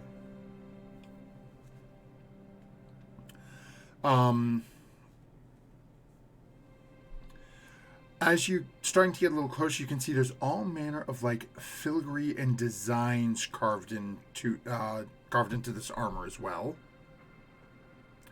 As you get a little closer, you can see standing a little ways off to the side from this halfling looks to be either a very short human or a very tall halfling. You're really not sure as their back is to you. Very sort of broad shoulders. Currently has looks to be a tanning rack set up, and is currently working on a piece of leather at the moment. Hello, ma'am. Fine work. How do you do? Well, hello there. Yes, it's Cater is the name, thank you. And the muscle for the work is that lunk over there, my husband. But all the detail and work is mine, so I appreciate your compliment. Yes, it's very well done. Excuse me, my name is William, and my friends call me Sweet William, and my sister, when she's upset with me, calls me Guillaume. I'm here looking for a lovely breastplate. Let's see here. I think we may be able to do something for you. It is not too often that we get many halflings coming in here looking for things of this nature. Yes, and it's hard to find breastplates that suit my size, as I'm sure you can attest to. I personally prefer... and she sort of, like, almost runs her hands over herself, but just a little off her body. I tend to prefer leather with studs inside it myself, but we do have a couple of breastplates that we have worked on for people. But the breastplates are a good deal more expensive than leathers. I have to source the metal for them. And she sort of holds up her hand for a moment and disappears back behind the makeshift counter she's got set up, and pulls out a couple of different things for you. She pulls out what can best be described as a standard breastplate. the metal plate on the front that is sort of done in with these different woven layers of leather around it. And you can see the metal on the breastplate is sort of plain. But as you're looking at the different woven parts of the leather over the shoulders and around the sides, it all has that same sort of what almost looks to be like a wave or a swirl pattern done into it. Here is a standard breastplate. We don't get very much asking for it. Usually it goes for 400 gold. We'd be willing to let this go, as I said, as it's not much work on our part, for 350 gold. Nice. We also have this, and we'll go down and pull out a set of studded leather. This is more what we work with ourselves here. And as you look, again, it has similar looks to it, but as you get up into the shoulders of this one, as it goes from the swirls and around the midsection and the stomach, up into the shoulders, it almost seems to branch off into what looks to be streaks, and then almost into flames up over the shoulders, with the studs going in throughout the different points on the body. The studded leather we do is 45 gold. Yes, quite impressive. You know, I am in town for just a short while. I'm an adventurer.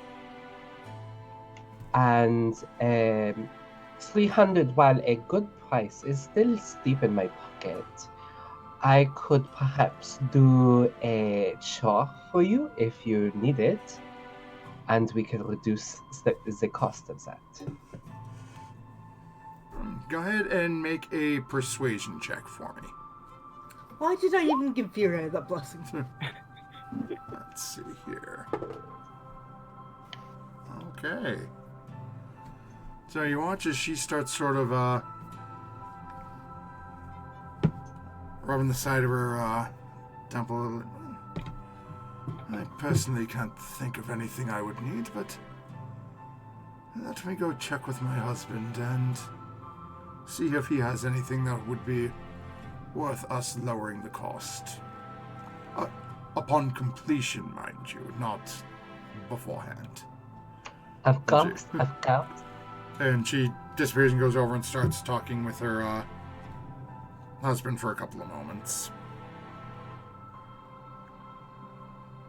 And let me take a look real quick here. Hey guys, our job was to go to Lady Elisa's house and look at her collection of arcane objects, right? Our job was to steal several of them. To steal several of them? Yes. I will liberate those magic items. Okay. This is out of character, I'm assuming, yes? Yes, Hush tone. Yes, the captain told you that while you were going to be in town looking for a collector who had one of the pieces you were looking for the portal entrance, that this Lady Elisa is known to be a collector of all manner of exotic and in some cases arcane items that if you were able to obtain would set the crew for a good long while. Okay, We also had good reason to believe that she might be one of the people that have another piece. Okay. Because they told us that it was part of a family heirloom somewhere on Snowdon. Okay, Yeah, they were pretty sure that it was in the capital, which is where you are now. we Okay. can do that on the last day or something. So that is that. So let's take a look here. Okay. So as you can hear a couple of sort of muttered and almost like it seems like she's pushing for the husband to agree to an idea, and he's just doesn't seem to I don't want to say it doesn't seem like he wants it to be done, but you get the impression he really doesn't have much faith that it would solve the problem.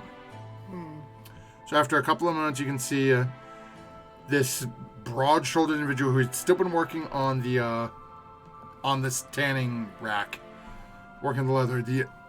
The shoulders, the head, the entire body just has that defeated, just slumps down. And eventually, wife walks over, smacks him on the side of the head, and, ruffles his hair a little bit. Then walks back over.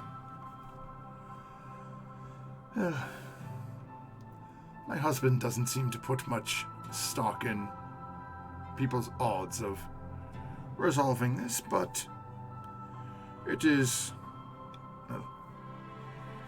his family home in question, and it would be worth, say, taking at least, depending on how well the job is completed, anywhere between 250 to 300 gold off the price. That being said, given how much I am willing to discount this, I assume you realize this is not exactly killing rats.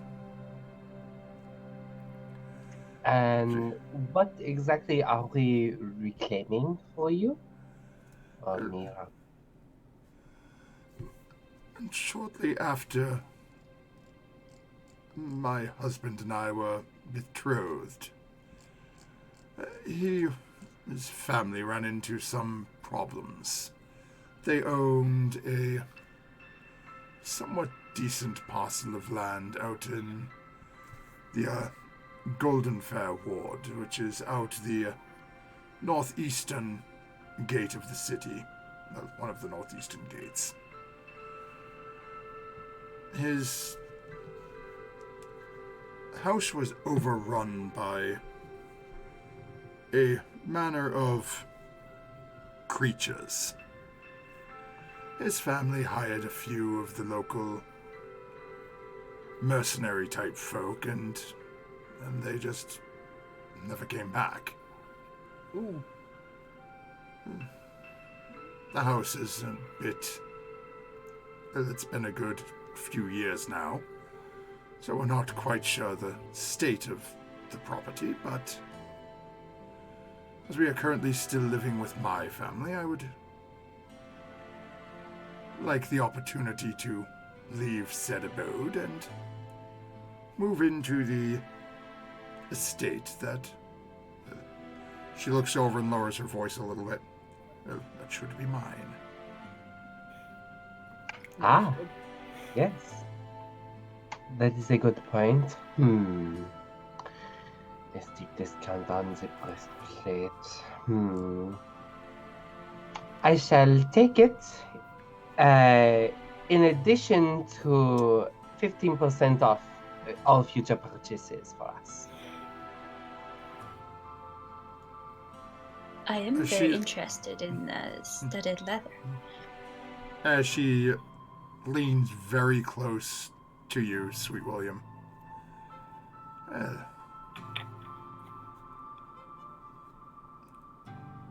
Should you perform admirably,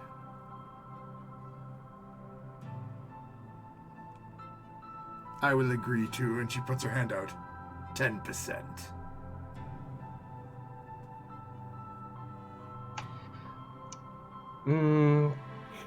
Come on now, miss. You know you'd get to live in comfort the rest of your life. Surely it is worth more than 10. And you are already potentially getting a 350 gold piece of armor for more than half off. Yes, it could be as much true. as... that could be almost a 60 or 70% discount, depending on how well you do. Yes, that is true. But I could pay for the armor full price, and you would still live at your in-laws tonight. So, it is really your choice. I'm going to step out. Thank you very much. I can't take those. She looks at you, gives you a little bit of a grin. Perhaps we'll discuss this when you return. All right. I like any it manner so- of a discount is a long way off at this point. Yes. Very well. And then And she gives you you. oh, go ahead. And how can we identify this home? And she gives you a description of it and lets you know if you head out the northeast gate. So on the map, that is up here. Okay. That it is, as you're following the main road out, it is literally the second to last house on the left-hand side of the road before you get out into the fields. Okay. So quite literally, it is this little three-sided thing right down here. Okay. Alright. Nice. Put a little red dot next to that. Mm. Then we will dot. Right. Would you be able to tell us the nature of these monsters? I am sorry to say that I am not, as it was my husband's father who went in with the mercenaries to deal with it. And as none of them have returned, we are not fully aware of what is going on, but neither one of us is willing to risk ourselves. Just your customers. Is there anything in the Only home? customers who are asking for discounts. Fair enough.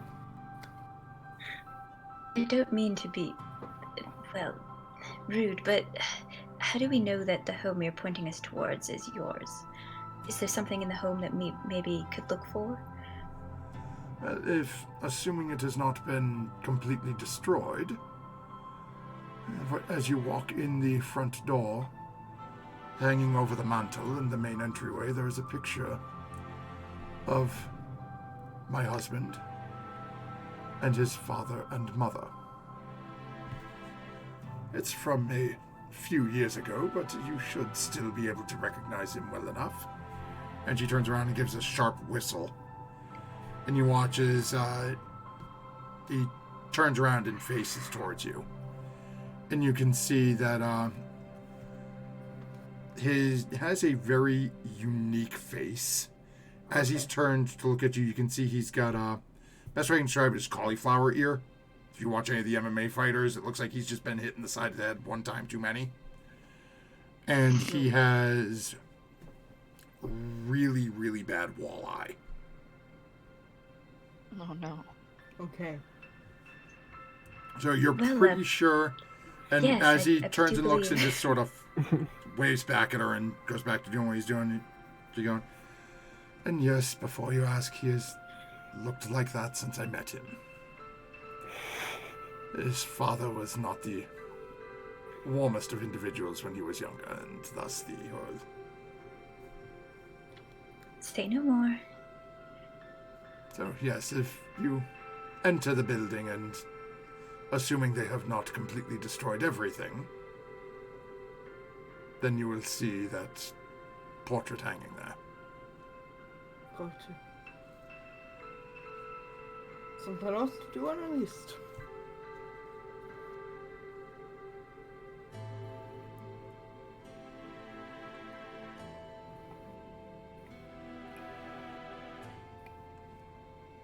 Okay. Alright, well thank you, kindly. Viria, did you want the armor now or later? I don't need it now. My armor will hold up. I'm hoping until then. And if you are certain, and then she proceeds to put them both underneath the countertop. And then, suppose we shall hear from you at some point in the near future then. Will do. Artemis, did you want a bookstore or something? From outside, or like from a little bit of ways. Oh, Yes, that would be nice. Oh, okay. Can you point us in the direction of the nearest bookstall or shop? You won't find many of those coming out this direction, as it's Okay. inconvenient to bring such things out here. I think there are a few of those, though. Let me think where I have... Oh, where have I sent people in the past?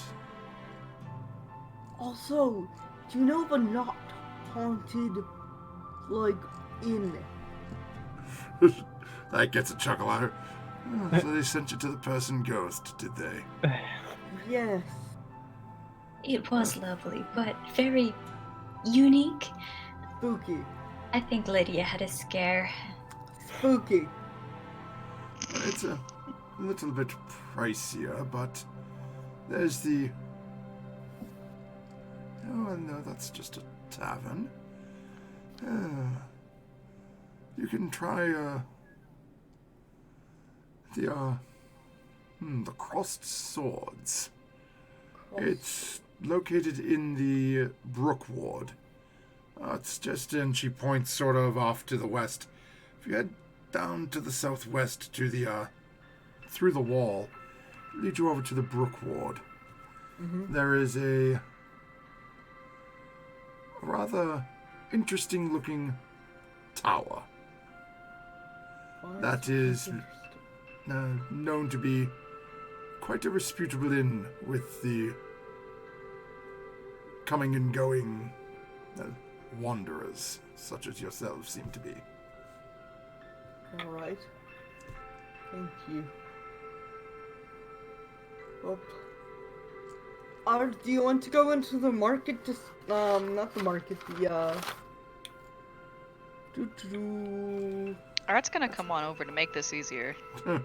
Okay. As a thing, I think there may even be a Merchant's Ward. a bookseller. I believe down in the Craftsman Village, just to the south of the Brooks Ward. Oh, okay. You can also find there's a wonderful little shop I like to recommend to people, as it is an interesting appearance. It's called Godfrey's Carvings. It's nothing more than an art shop, but this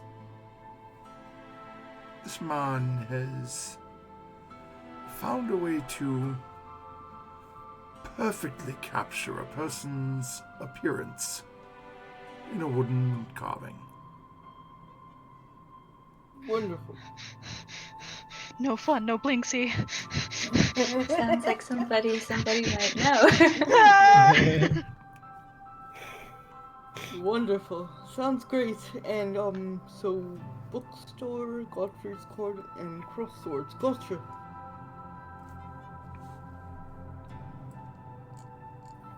Brookward. All right. Whoa. Do you want to head to the Brookward then? Anyone? Well, I think we need to hurry up if we're going to check out their house. Oh, As we right. only You want to have- do that first? We only have tomorrow to, finish this before we need to get on and move on to other tasks, if you know what I mean. Right. Yes, we've already spent one night here. Right. Wrong way. All right. So if we want to check go out the house. shopping and book another inn, we should do it fairly quickly here. Well, why don't we go to the house first, and then we'll go back. Weave our way back to the inn. Okay. I'm fine with that. Is it still fairly early? Yeah, at this point, it's you guys have probably been in the market between walking over there and doing all this. It's probably not even lunchtime yet. Okay. So let's see We should here. probably just go check out the house then. Okay, so it is going to take you a little while to get there. All right.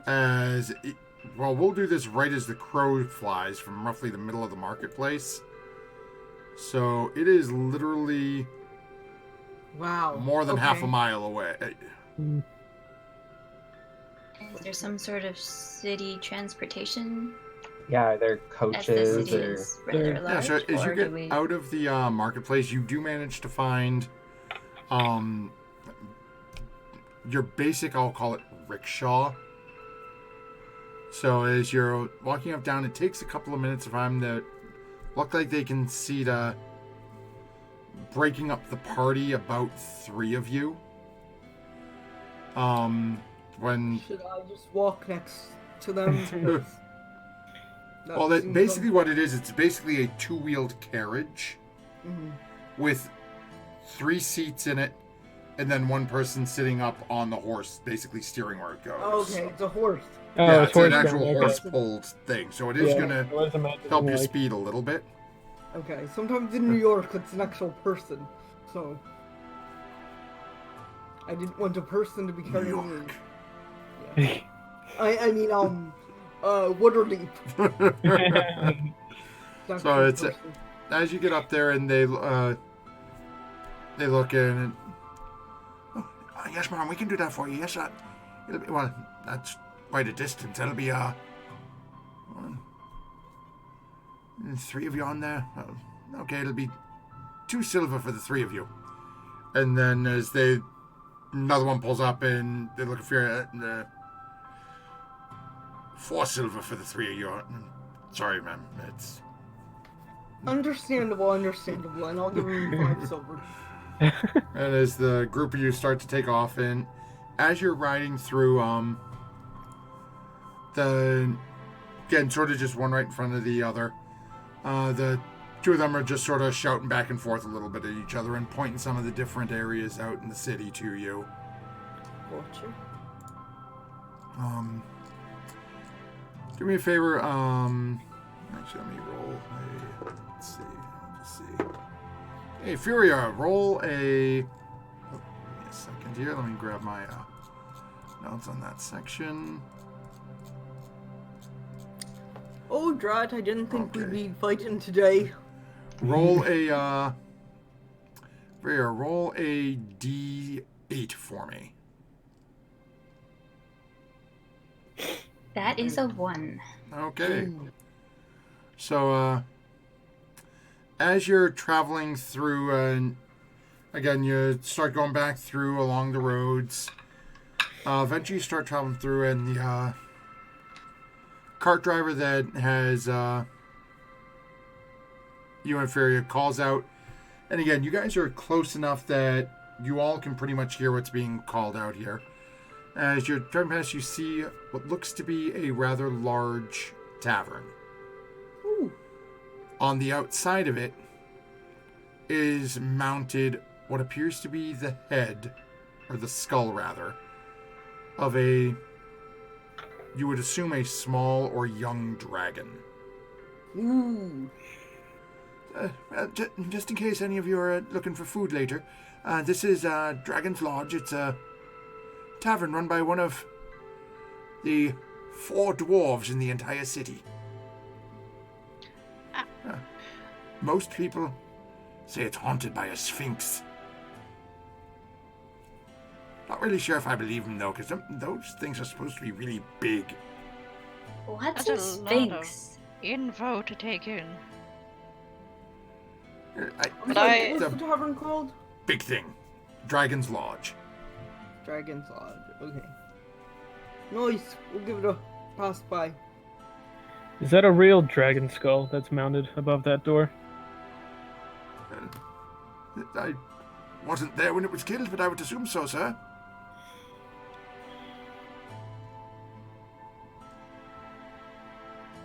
Okay. Why are there only 4 dwarves in the city? We don't do much mining here, so they just don't come here. Fair enough. You know dwarves and... Hi, me gold, me metal. That's exactly what they're like, you're right. Quite. Can't say I've ever really met one. I mean, I've seen them here and there, but never talked to one. Not yet. Today might be your lucky day if we come back this way.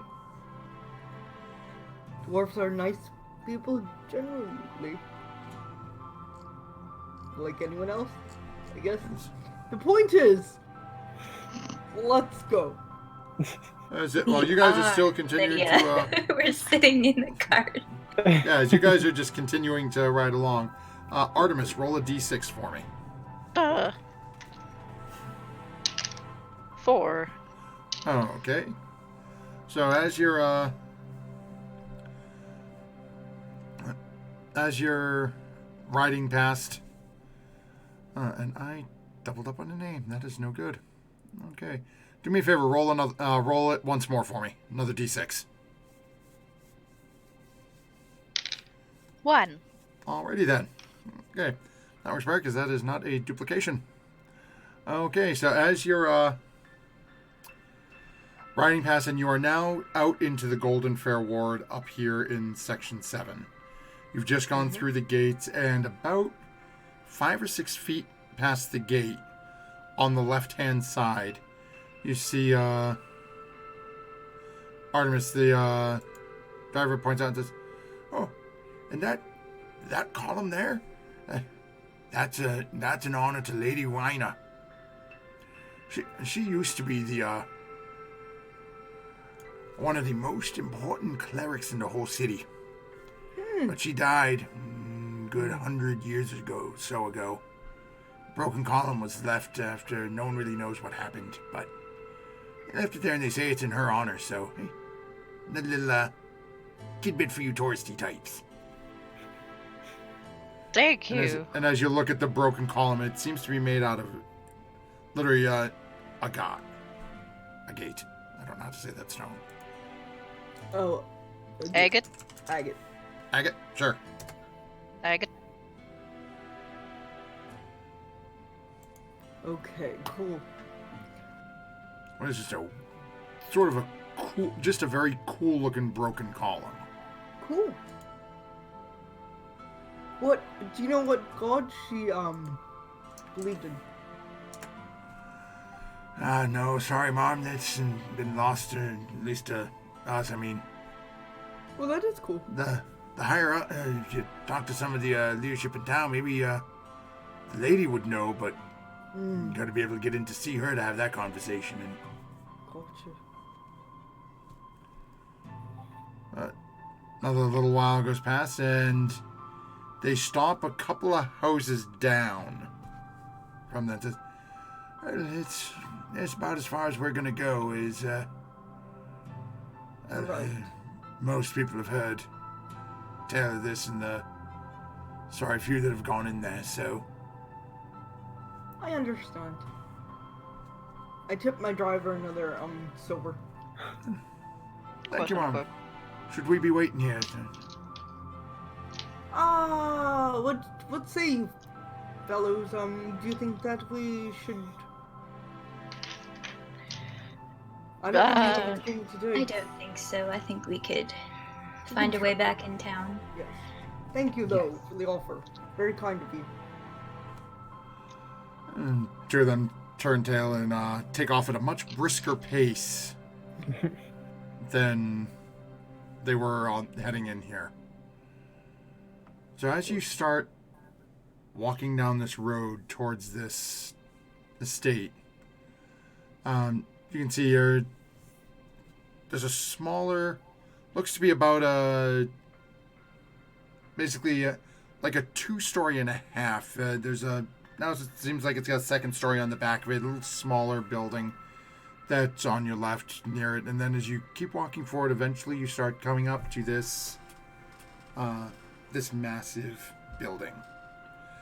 As you can see, there is what looks to be almost like a cattle or livestock fence running in the front of it and running off into the back. And as you're looking, it just seems to keep going. Oh, okay. Very big. Looking at the front of the building, it is, a stereotypical, just looks to be almost like a log building construction. But you can see the windows are somewhat boarded up. There are a couple of breaks in some of the panes. The front door is closed. As you're walking along this sort of fence towards the front of the building, you see that there is a gate on the front of the fence that also appears to be closed.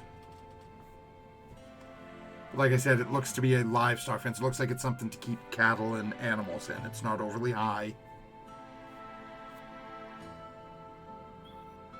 Are there any livestock or cattle to be seen? Go ahead and make a perception check.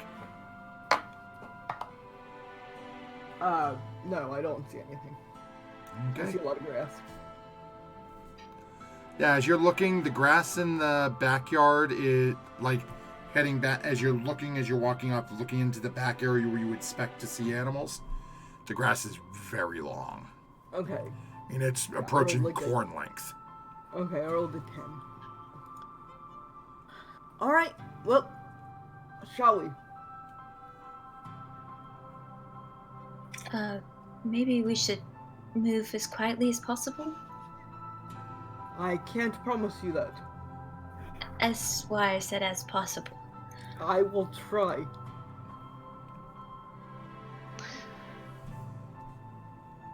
Oh boy. Okay. So is y'all, it sounds like you guys are heading in, so I'll say go ahead and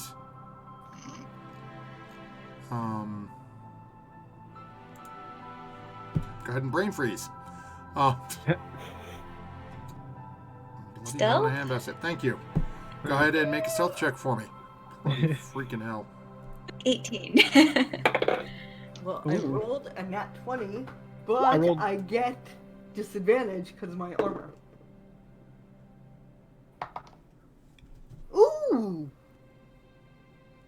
16. Okay. I rolled a 19. And we got a 14. I'm going to use my nat 20. Oh no, was that bad? Okay. It was a critical one, my friend. Oh, dear. Yeah, that would have been bad. Hello! So where is that close? So we got nat 20, and then we got looks like actually no, Jack didn't roll too horribly. So yeah, it looks like you guys are pretty confident that you're moving fairly quietly. Nice.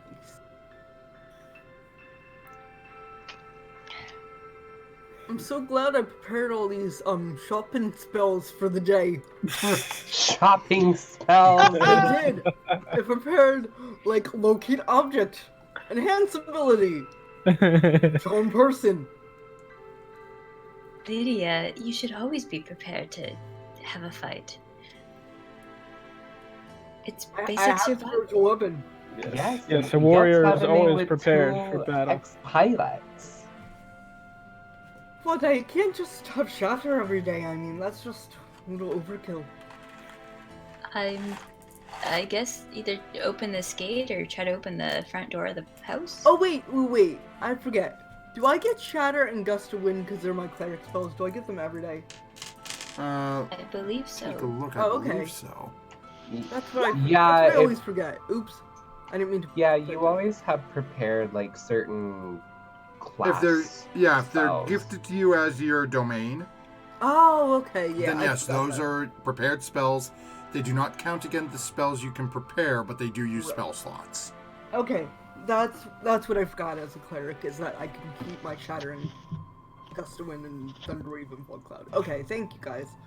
No. Sorry, learning to Okay, cleric. so right now you are still outside the fence. Okay. Is this the fence with the gate on it? Yes, it basically think of it just like a large animal pen. The gate's just out on the, leading into the property out by the street. Should we So open the is gate there or should we bolt A the lever or fence? latch that's keeping it locked that we can just lift to No, enter? no. Check it for traps. Someone check it for traps. I'll check it for traps. Okay, go ahead and make an investigation check for me. I'm not too good at investigation. Could I get some help, Art? Oh, what? Yeah, sure. You got it! That's It intimidation. was just bad all around. No, that's intimidation. Oh yeah, that was intimidation. Oh, hold on. Gonna stare at the Intimidate gate. those- Make it open. No, it's Ah! Oh, 18. 18. Oh. Oh, okay. As you're looking at it, it does not appear to be trapped, but you do see it is locked. Oh. I Well- can thieves tool unlock it, maybe. Okay, go ahead and make a check with your thieves' tools. Dexterity attribute. Yep. Probably smash it, but that would be loud. Oh my god, can I roll like higher than a 10 on a dice today, please?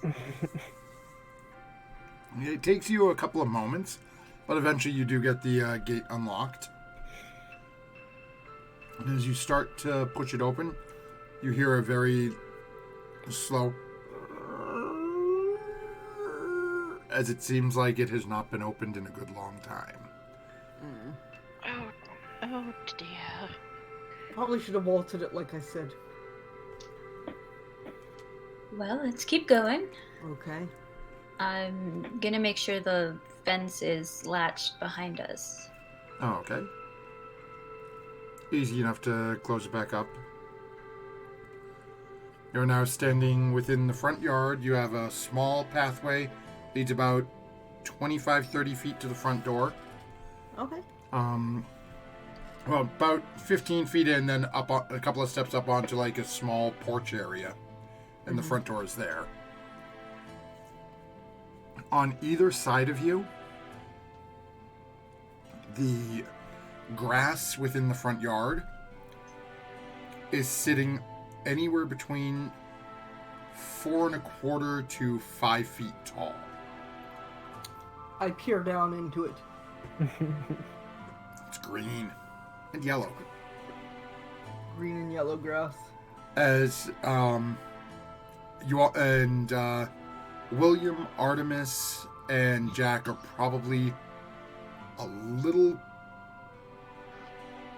well,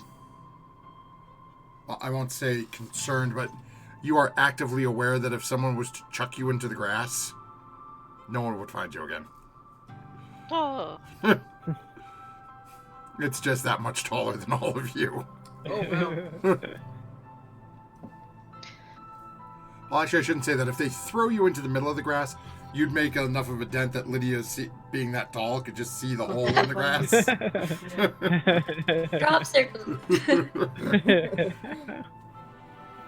Alright. Anyone want to go try the door? Well, we can't just stay standing here. We could, but that'd be silly. I could, yeah. but if we want to check for traps again, I'm not very good at that. Neither I'll am I. Could you lend us your eyes, your scholarly eyes? What? Help us look for traps. I mean, I can try. Okay, so either one of you can make the check with advantage as you're helping each other. Do you want me to do? Please. Are you sure, though? Okay. No! A 10. Oh, okay. It does not look to be trapped. Does appear to be, again, does appear to be locked, though. It looks fine, just, locked. Per usual. Let's see if we can get this open a little smoother. There. Oh, okay. It takes a couple of moments. You manage to get this lock popped much quicker than the gate was. It's open. It's Is there anything written on the door? make a perception check. Oh my god. Or the door frame. 17. Ooh. You do notice some glowing writing on the literally it is barely visible on the door frame. Everybody halt! What? What's halt? What is it? Stop! Do you see something? Oh. There's Oh, something that's on the what that door means. frame. You need to know what it says. On the door. Yes. Can you? Is it an abyssal? I don't know. I look at it. Is it in abyssal? Nope. Oh no. No. You do It recognize some of the characters, though. Looks to be Is- some sort of arcane enchantment. Oh. Oh. And as you're looking up at the door frame, and you're starting to follow the lines for it, you can see that you are standing under what appears to be a massive circular glyph that is lightly glowing above all of your heads right now. I don't like this. Everybody, carefully. Maybe not all at once. Look upwards.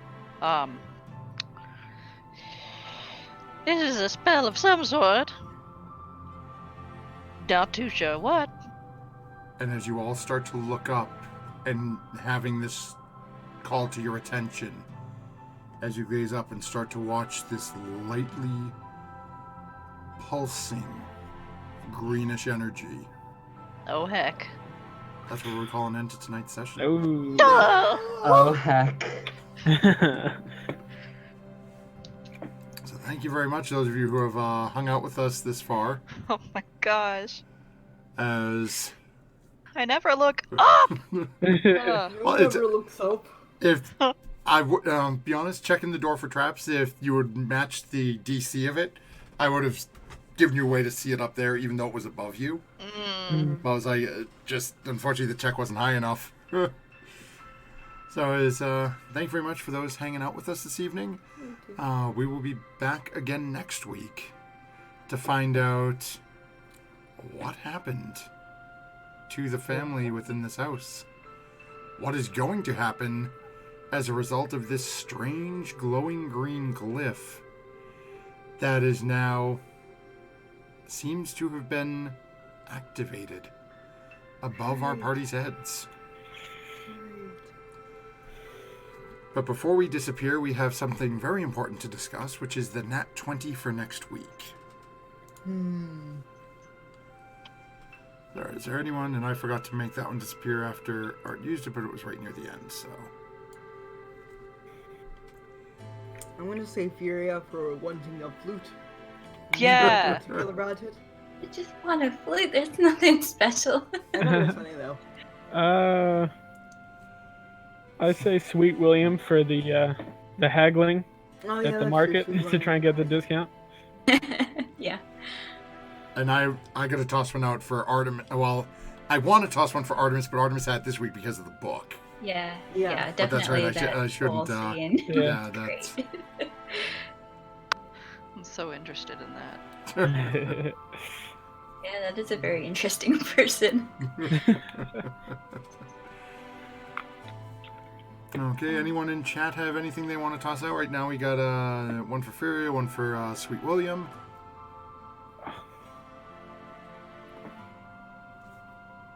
I think we had. I did try to sell a bow without a bowstring.